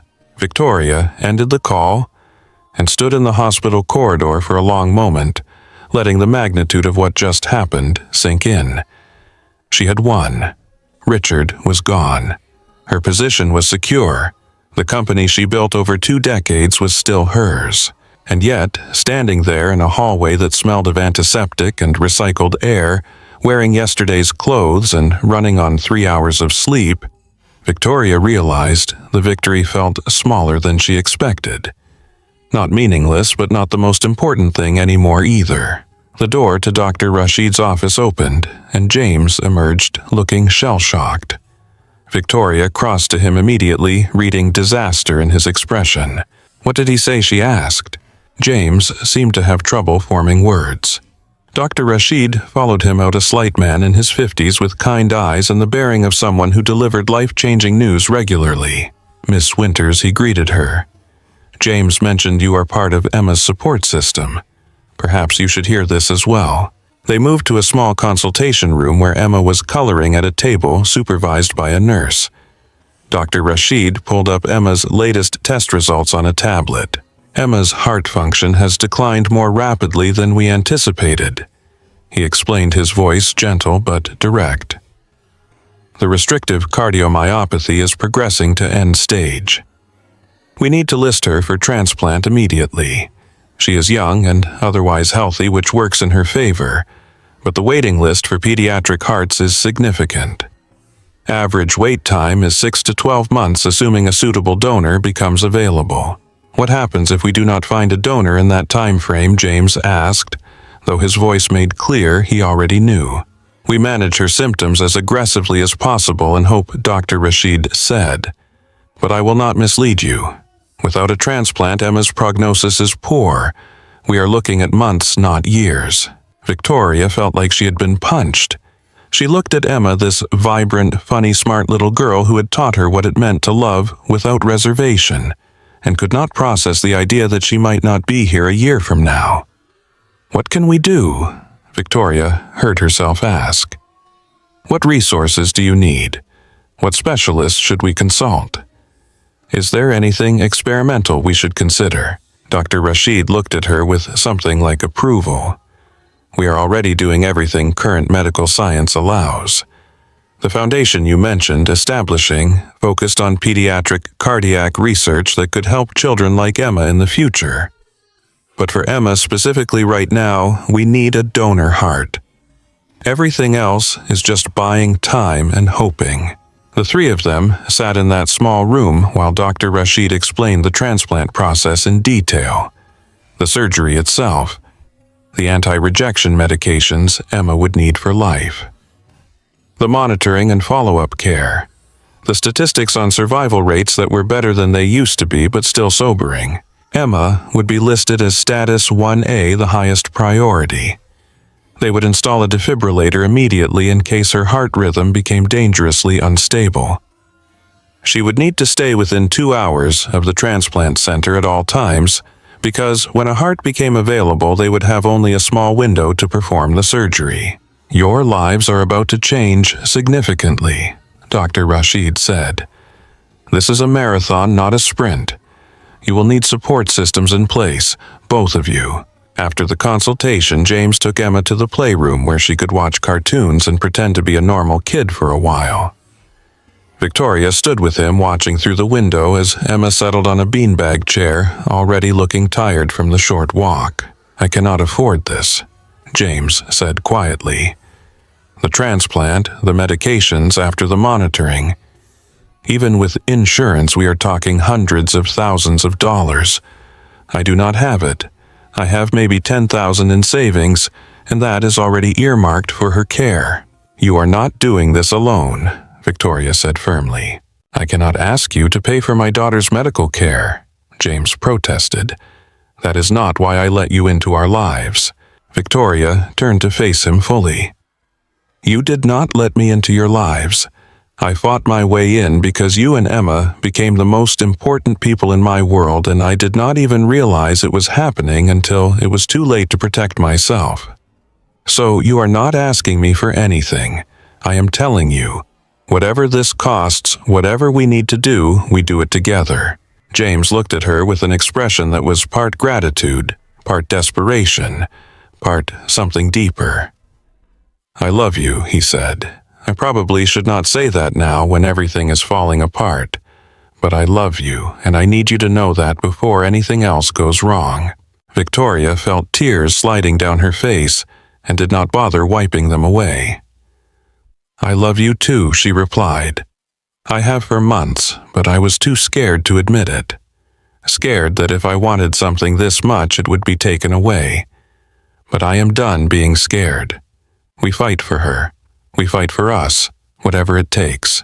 They stood together in that hospital hallway holding each other while families moved around them dealing with their own medical crises and made promises that neither of them knew if they could keep but were determined to try anyway. The defibrillator implantation surgery was scheduled for the next day. Emma would be hospitalized for at least a week while they stabilized her on new medications and monitored her response. James called the few photography clients he had booked and canceled everything. Victoria sent an email to her executive team delegating all non-critical decisions and clearing her calendar indefinitely. That evening, after Emma was settled in her hospital room for the night, James walked Victoria to the elevator. Neither of them wanted to separate even for the few hours Victoria needed to go home and sleep in an actual bed. But Emma's room only had one pull-out chair, and James needed to be the one there when she woke up. "Thank you," James said as they waited for the elevator. "For staying, for choosing us, for loving my daughter." "Our daughter," Victoria corrected gently. "Maybe not legally yet, but in every way that matters. She is ours." James pulled a small box from his jacket pocket. It was clearly not expensive, probably bought from the hospital gift shop. He opened it to reveal a simple silver ring with a small diamond that was more symbolic than impressive. "This is not how I planned to do this," he said. "I was going to take you to dinner somewhere nice and make a whole production of it. But standing here in a hospital after the worst day, and somehow also one of the best days, it feels like the right time to stop waiting for perfect circumstances." He took her hand. "Victoria Winters, will you marry me? Will you take on a struggling photographer and his sick daughter and all the chaos and uncertainty that comes with us? Will you build a family with me, even though we have no idea if we will have enough time?" Victoria looked at the ring, then at James, then down the hallway toward Emma's room. Every logical part of her brain was screaming that this was too fast, too complicated, too risky. You could lose everything, the voice said. His daughter might die. You might build a family and watch it fall apart. You might love them and they might leave. But a newer voice, one that sounded remarkably like Emma, asking if Victoria was going to be her mom, said something different. Some things are worth the risk. Some people are worth loving, even if it hurts. Some families are worth building, even if they are built on hope instead of certainty. "Yes," Victoria said simply, "to all of it. The chaos and the uncertainty and the fear and the love. Yes." James slid the ring onto her finger.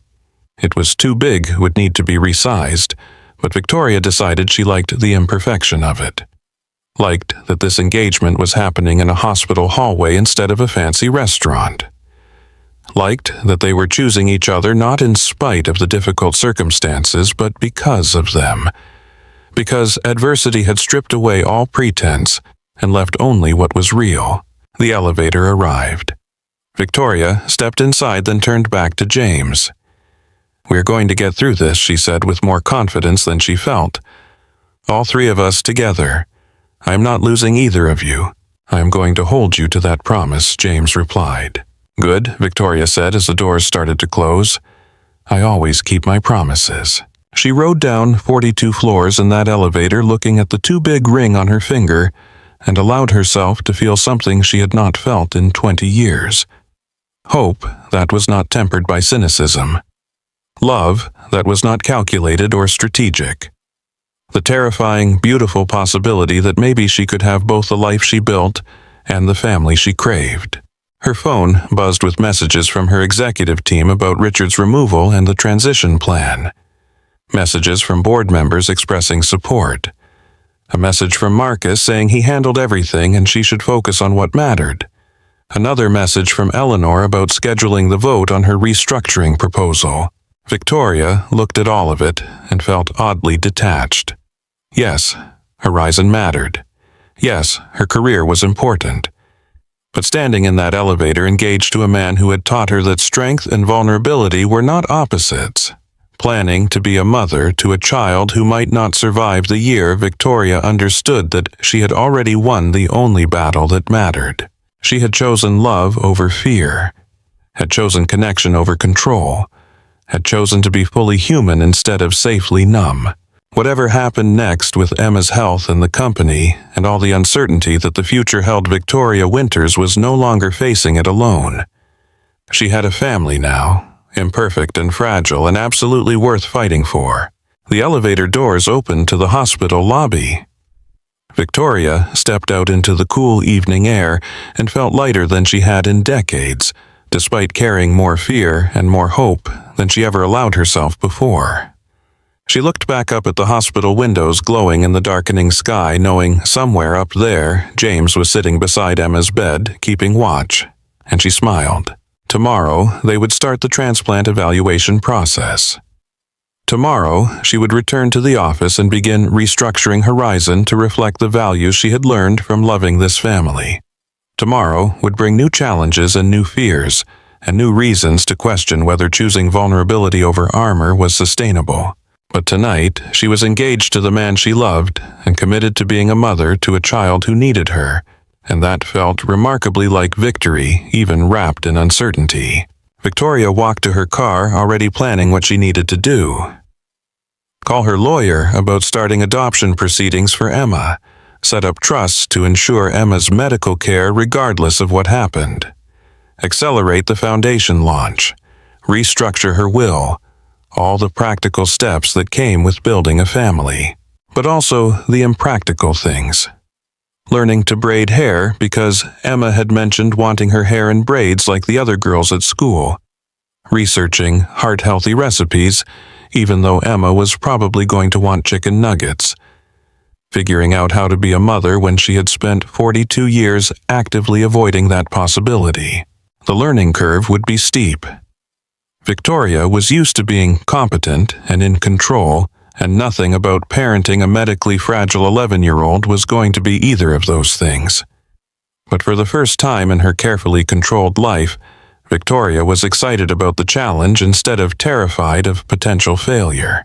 She drove back to her penthouse, took the longest shower of her life, and fell into bed still wearing the too big engagement ring.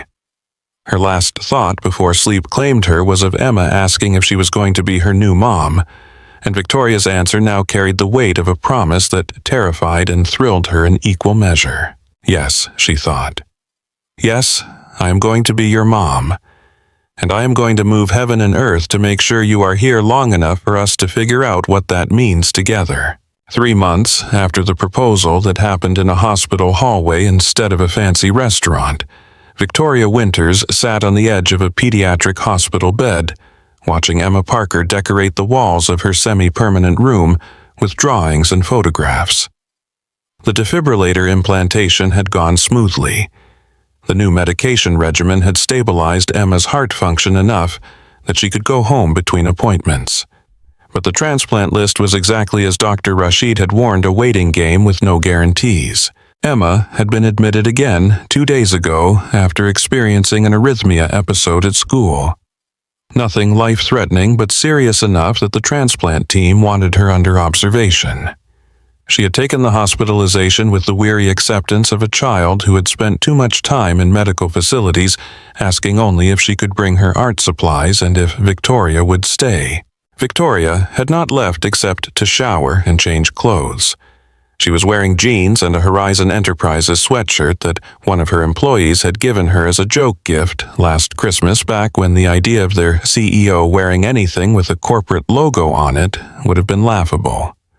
Now it felt comfortable in ways her designer suits never had. "That one needs to go higher," Emma instructed, pointing to a photograph James had taken of the 3 of them at Central Park last month.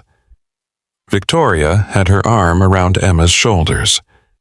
James had his arm around Victoria.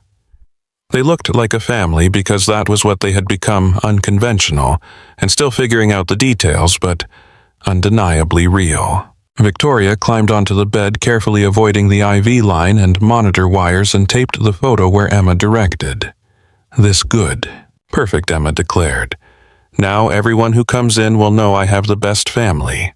The casual way Emma said it, like it was established fact rather than something they were still constructing day by day, made Victoria's throat tight. She settled back beside Emma on the narrow hospital bed, and they both surveyed their handiwork. The sterile white walls were now covered with evidence of a life being lived despite medical complications. Drawings Emma had made, photos of better days, a banner that said, "Emma is brave," that the nursing staff had created. A card from Emma's class at school that everyone had signed. "Tell me about the new medication Dr. Rashid wants to try," Emma said, because at 11 she had learned to be an active participant in her own medical care rather than a passive patient. Victoria pulled up the research on her tablet, explaining in terms Emma could understand how the drug worked to help her heart pump more efficiently. They had fallen into this routine over the past months, Victoria researching everything exhaustively and then translating it into language that was honest but not terrifying. Emma listened carefully, asking smart questions that reminded Victoria this child was brilliant beneath all the medical complexity. They were discussing potential side effects when Emma suddenly grabbed Victoria's hand, her small fingers squeezing tight.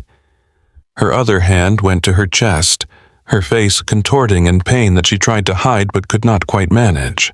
Victoria hit the call button while reaching for Emma, years of corporate crisis management translating seamlessly into medical emergency response. The nurse arrived within seconds, followed quickly by the resident on call.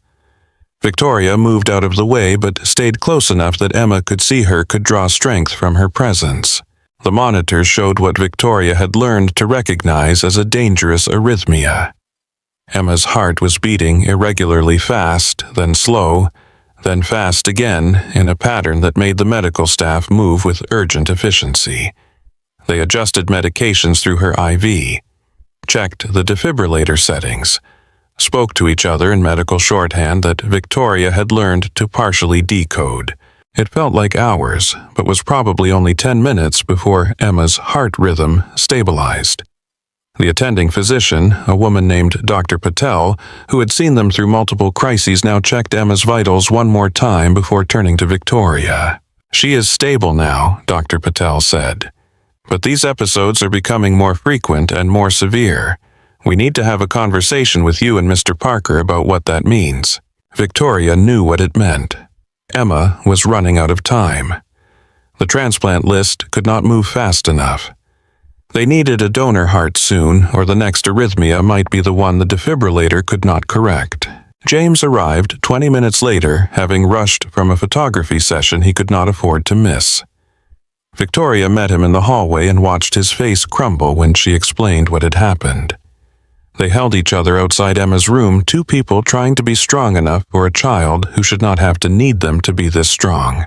When they went back into the room together, Emma was sitting up coloring like nothing had happened, the resilience of childhood on full display. She looked up and smiled at her father with such genuine joy that Victoria had to turn away briefly to compose herself. "Daddy," Emma called out. "Look what Victoria and I did to the walls. Do you think the nurses will let us keep it when I leave?" "I think they will let you do anything you want," James said, his voice only slightly unsteady. "You are their favorite patient." "That is because I share my cookies," Emma replied seriously. They spent the rest of the afternoon in that hospital room, the three of them pretending this was normal.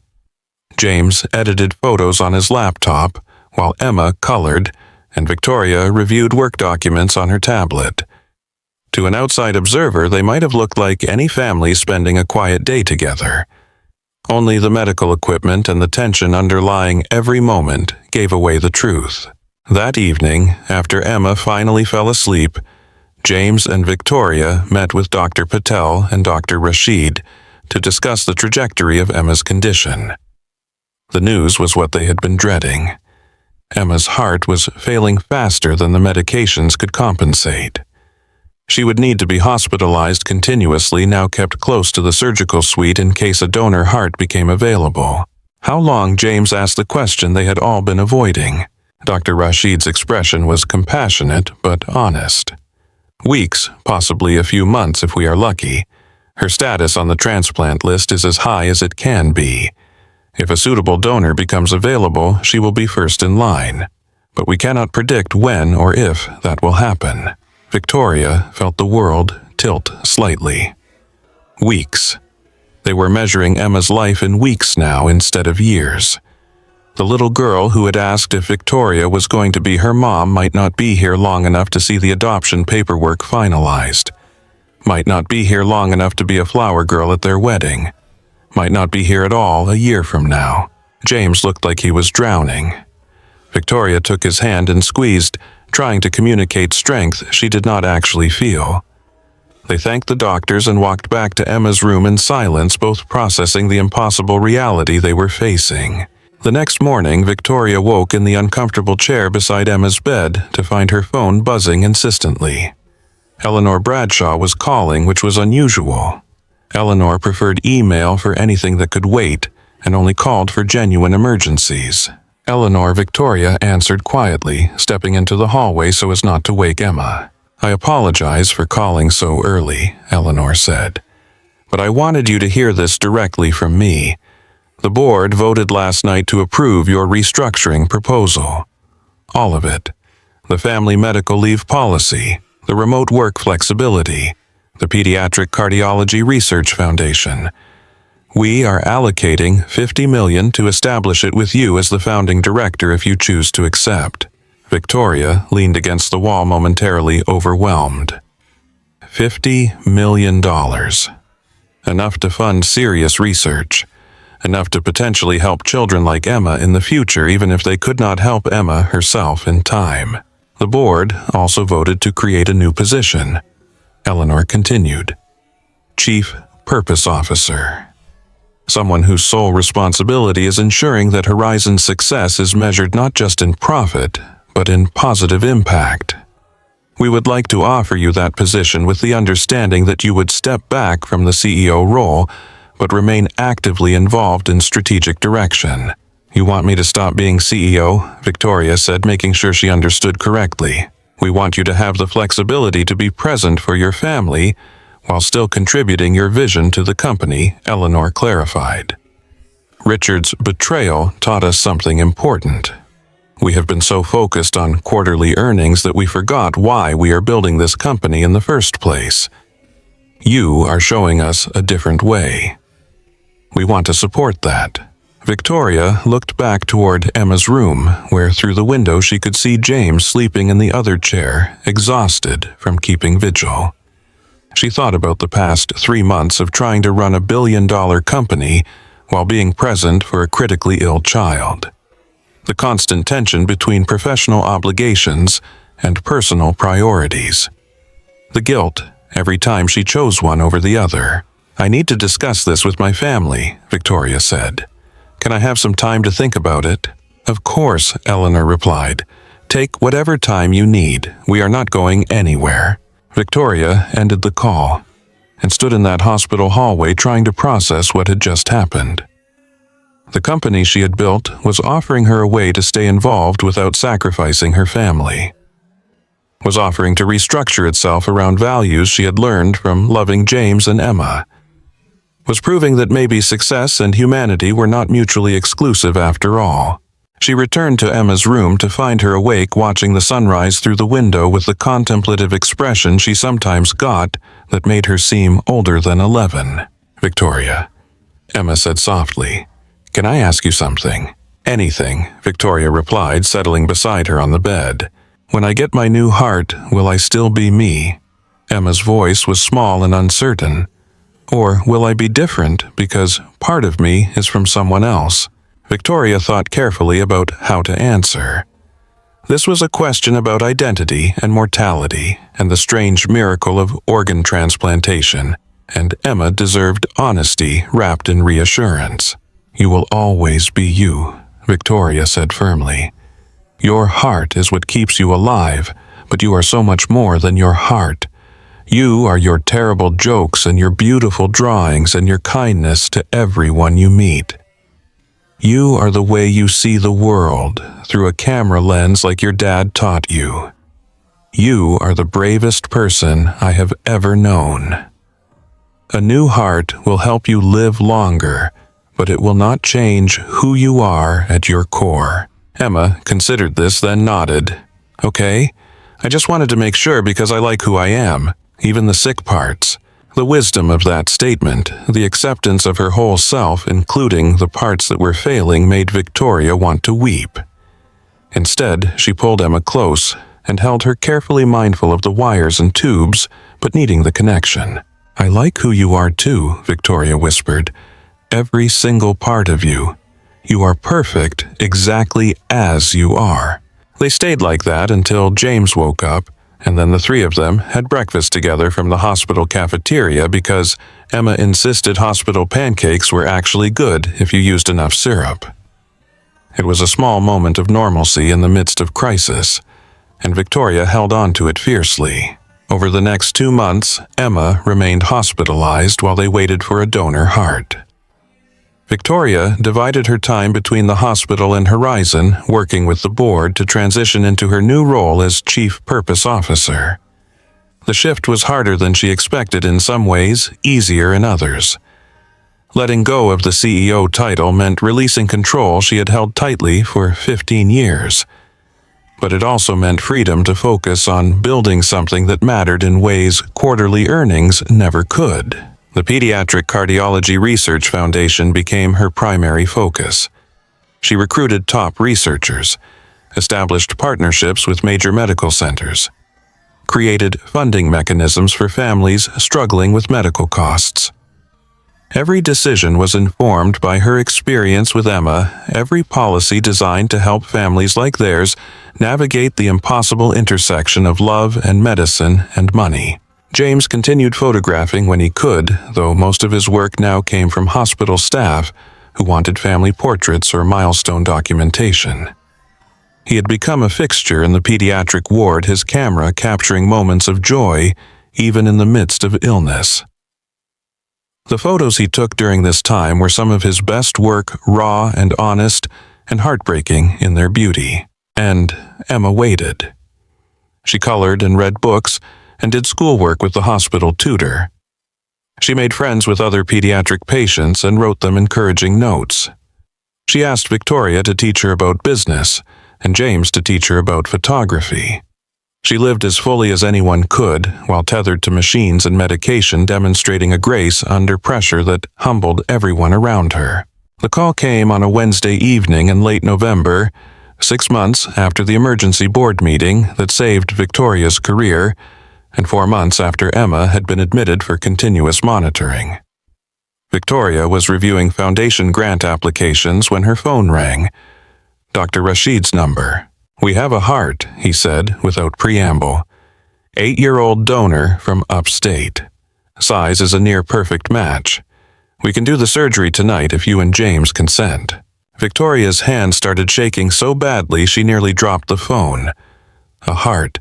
After months of waiting and hoping and pretending they were not constantly terrified, they finally had a heart. She found James outside Emma's room talking to a nurse. One look at Victoria's face, and he knew. The nurse who had become invested in Emma's case over the months actually cheered quietly. They went into Emma's room together to tell her. She was watching a movie on the tablet, looking small and tired but still vibrantly herself. When they explained that a heart was available and the surgery would happen in a few hours, she looked scared for the first time in months. "What if something goes wrong?" she asked. "What if the new heart does not work?" James sat on one side of her bed, Victoria on the other, both holding her hands. "We are going to think positive thoughts," James said. "We are going to believe that this is going to work and you are going to wake up with a strong, healthy heart. And we are going to be right there when you wake up," Victoria added. "Both of us. We are not going anywhere." Emma looked between them, then nodded with the bravery of a child who had no choice but to be brave. "Okay," she said, "let's do this." The pre-surgical preparations moved quickly. Consent form signed. Explanations given. Anesthesia team consulted. Emma was surprisingly calm through all of it, asking practical questions about the surgery and recovery while James and Victoria tried not to fall apart. When they finally wheeled Emma toward the operating room, she looked back at them with eyes that were scared but determined. "I love you, Daddy," she said. "I love you, Victoria. We love you too, baby." James managed his voice breaking. "We will see you soon." The surgical waiting room became their world for the next 8 hours. James paced. Victoria made lists of things they would need for Emma's recovery. They held each other when the fear became too much. They prayed to gods they were not sure they believed in.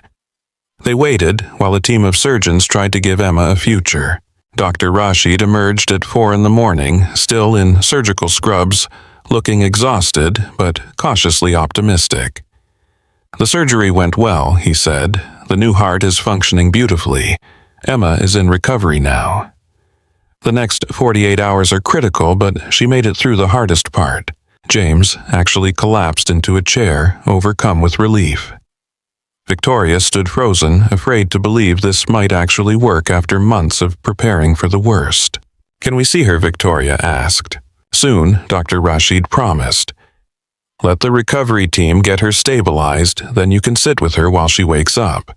Emma emerged from anesthesia slowly, confused and in pain, but alive. Alive with a heart that beat strong and steady, no longer struggling against the restrictions that had been killing her. James and Victoria sat on either side of her bed, holding her hands, watching monitors that now showed numbers that looked like hope instead of despair. The recovery was long and complicated, as Dr. Rashid had warned it would be. Emma spent 3 weeks in the ICU, then another month in the step-down unit. She had to learn to trust her new heart, to believe her body could do things that had been impossible before. The anti-rejection medications made her sick. The surgical incision was painful.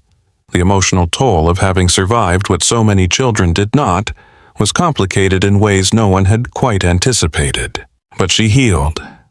Slowly, imperfectly, but undeniably she healed. 5 months after the transplant, Emma was strong enough to be discharged home with careful monitoring. The doctors warned it would be months more before she was fully recovered. Years before, they would know the long-term outcome. But for now, she was alive and improving, and that was everything. James and Victoria got married in Emma's hospital room 2 weeks before her discharge. Not the wedding anyone had envisioned, but perfect in its own way. Emma wore a flower crown the nurses had made. Victoria wore jeans and the cashmere sweater Emma had picked out for her. James wore the suit he had worn to their first dinner together because Emma said it was lucky. The ceremony was officiated by the hospital chaplain, with nurses and doctors as witnesses.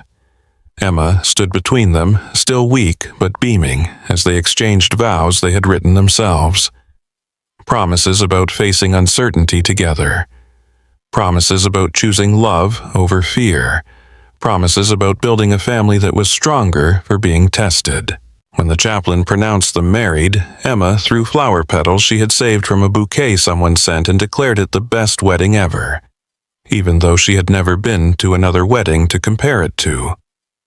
They ate cake that the cafeteria staff had made specially. They took photos that James set up on a tripod timer because he refused to have a wedding without documentation. It was nothing like the elaborate celebration Victoria might have imagined back when she thought success meant controlling every detail. It was chaotic and imperfect and absolutely beautiful, exactly like the family they had become. 2 years after that hospital wedding, Victoria stood in a Manhattan art gallery watching James interact with collectors and critics at his first major solo exhibition. The show was titled Survival and Grace, featuring photographs from the past 3 years documenting their journey through medical crisis and into something resembling normal life. Images of Emma in the hospital. Images of Victoria asleep in uncomfortable chairs. Images of hope and fear existing simultaneously. The response had been overwhelming. Critics praised the emotional honesty. Collectors were buying pieces faster than the gallery could put up sold stickers. James was finally getting recognition for the talent Victoria had seen in him from the beginning, back when he was just a struggling photographer who needed corporate work to pay his daughter's medical bills. Emma, now 14 and healthier than she had been in years, moved through the gallery with confidence, explaining her father's artistic choices to anyone who would listen. She wore a dress she had picked out herself, her long dark hair styled in a way that made her look older than she was. The scar from her transplant surgery was hidden beneath the fabric, but Victoria knew it was there, a permanent reminder of how close they had come to losing her. Victoria's hand rested on her visibly pregnant belly, feeling the baby kick as if responding to the energy in the gallery. This child, a daughter they had decided to name Sarah after James's first wife, because honoring the past was part of building the future, was due in 6 weeks. Unplanned, but deeply wanted. Proof that their family could grow and change and survive. Emma appeared at Victoria's side, slipping her hand into Victoria's free hand with the casual affection of a daughter who had long ago stopped questioning whether Victoria was really her mom. Mom, she said, using the title that had evolved naturally over time. People keep asking if any of these photos are for sale. I told them to talk to Dad, but he's being all weird about it. Your dad is allowed to be weird on his opening night, Victoria replied with a smile. This is a big deal for him. For all of us, Emma corrected. These photos are our family story. It feels strange to sell pieces of it to strangers. The wisdom in that observation, the understanding that art could be both personal and public, reminded Victoria how much Emma had grown in the past 2 years. No longer the sick child they had feared losing, but a teenager with opinions and dreams, and a future that seemed possible now in ways it had not before. James joined them, wrapping an arm around Victoria's shoulders and ruffling Emma's carefully styled hair, which she protested even while leaning into the gesture. "This is surreal," he said. "People are talking about my work like it matters." "It does matter," Victoria said firmly. "You captured something true and difficult and beautiful. That always matters. I could not have done it without you," James replied, looking at her with an expression that still made her heart stutter even after 2 years of marriage. "Either of you. This whole exhibition exists because you taught me it was okay to be vulnerable." Emma made a face. "Are you going to get all mushy because there are important art people here and it will be embarrassing?" They all laughed, the easy, comfortable laughter of a family that had survived crisis and come out stronger. An art critic approached, wanting to discuss James's technique, and he excused himself to handle the professional obligations of the evening. Emma spotted a friend from school across the gallery and went to drag them over to see her favorite photographs. Victoria stood alone for a moment, watching her family navigate this milestone, her hand still resting on her pregnant belly. She thought about the woman she had been 3 years ago. The CEO who believed power and control were the only things that mattered. Who had built walls so high that no one could reach her. Who measured success in market share and quarterly earnings and feared vulnerability more than failure. That woman would not recognize the life Victoria had now. The smaller apartment they had moved into together that was chaos and mess, and evidence of people actually living instead of maintaining appearances. The job that was meaningful but not all-consuming. The family that was imperfect and complicated and absolutely worth every sacrifice. The Pediatric Cardiology Research Foundation Victoria had established was now funding cutting-edge treatments that might help children like Emma avoid transplant altogether. Horizon Enterprises, under new CEO leadership, was more profitable than ever, while also being more humane, proof that values and success were not mutually exclusive. And Victoria herself had learned to measure wealth not in money or power, but in moments like this, watching her husband's dreams come true, while their daughter thrived and their second daughter grew inside her. It was not the life she had planned. It was better. messier and scarier and infinitely more rewarding than anything she could have designed in a corporate strategy session. Emma appeared at her side again, this time bringing a cup of water. "You need to stay hydrated," she said with the bossy concern of someone who had spent too much time around medical professionals. "And the baby needs you to sit down. Your feet are probably swelling." "Since when did you become the parent?" Victoria asked with amusement. "Since you got too pregnant to boss yourself around," Emma retorted. "Seriously though, go sit. I will bring you a chair." Victoria allowed herself to be settled into a chair Emma commandeered from the gallery office, touched by her daughter's caretaking. Emma sat beside her, both of them watching James handle interviews and collectors with growing confidence. "Do you ever regret it?" Emma asked suddenly. "Giving up being CEO? Changing your whole life for me and Dad." Victoria looked at her daughter, this brave, brilliant girl, who had faced death and survived, who was thriving now in ways they had hardly dared hope for. "Not for a single second," she said honestly. "You and your dad and your sister," she touched her belly, "you are the best thing I ever built, better than any company or career. You are what success actually looks like." Emma leaned against Victoria's shoulder, a gesture of affection and trust. "I am really glad you decided to be my mom," she said quietly, "even when it was scary and we did not know if I would make it. I am glad you chose us." "I am glad I chose us too," Victoria replied, wrapping her arm around Emma's shoulders. "Best decision I ever made." They sat like that for a while, mother and daughter, watching James charm a group of potential buyers while navigating his first taste of professional success. The gallery was full of their story, frozen in black and white images that captured pain and hope and resilience. It was vulnerability on display, the opposite of everything Victoria had once believed strength should look like. But this was stronger. This messy, complicated love that demanded you show up even when you were terrified. This family built from broken pieces that somehow fit together. This life that had room for both ambition and connection, both achievement and intimacy.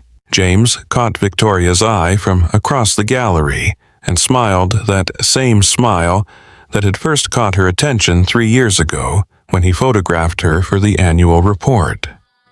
Back then, she had been ice and armor.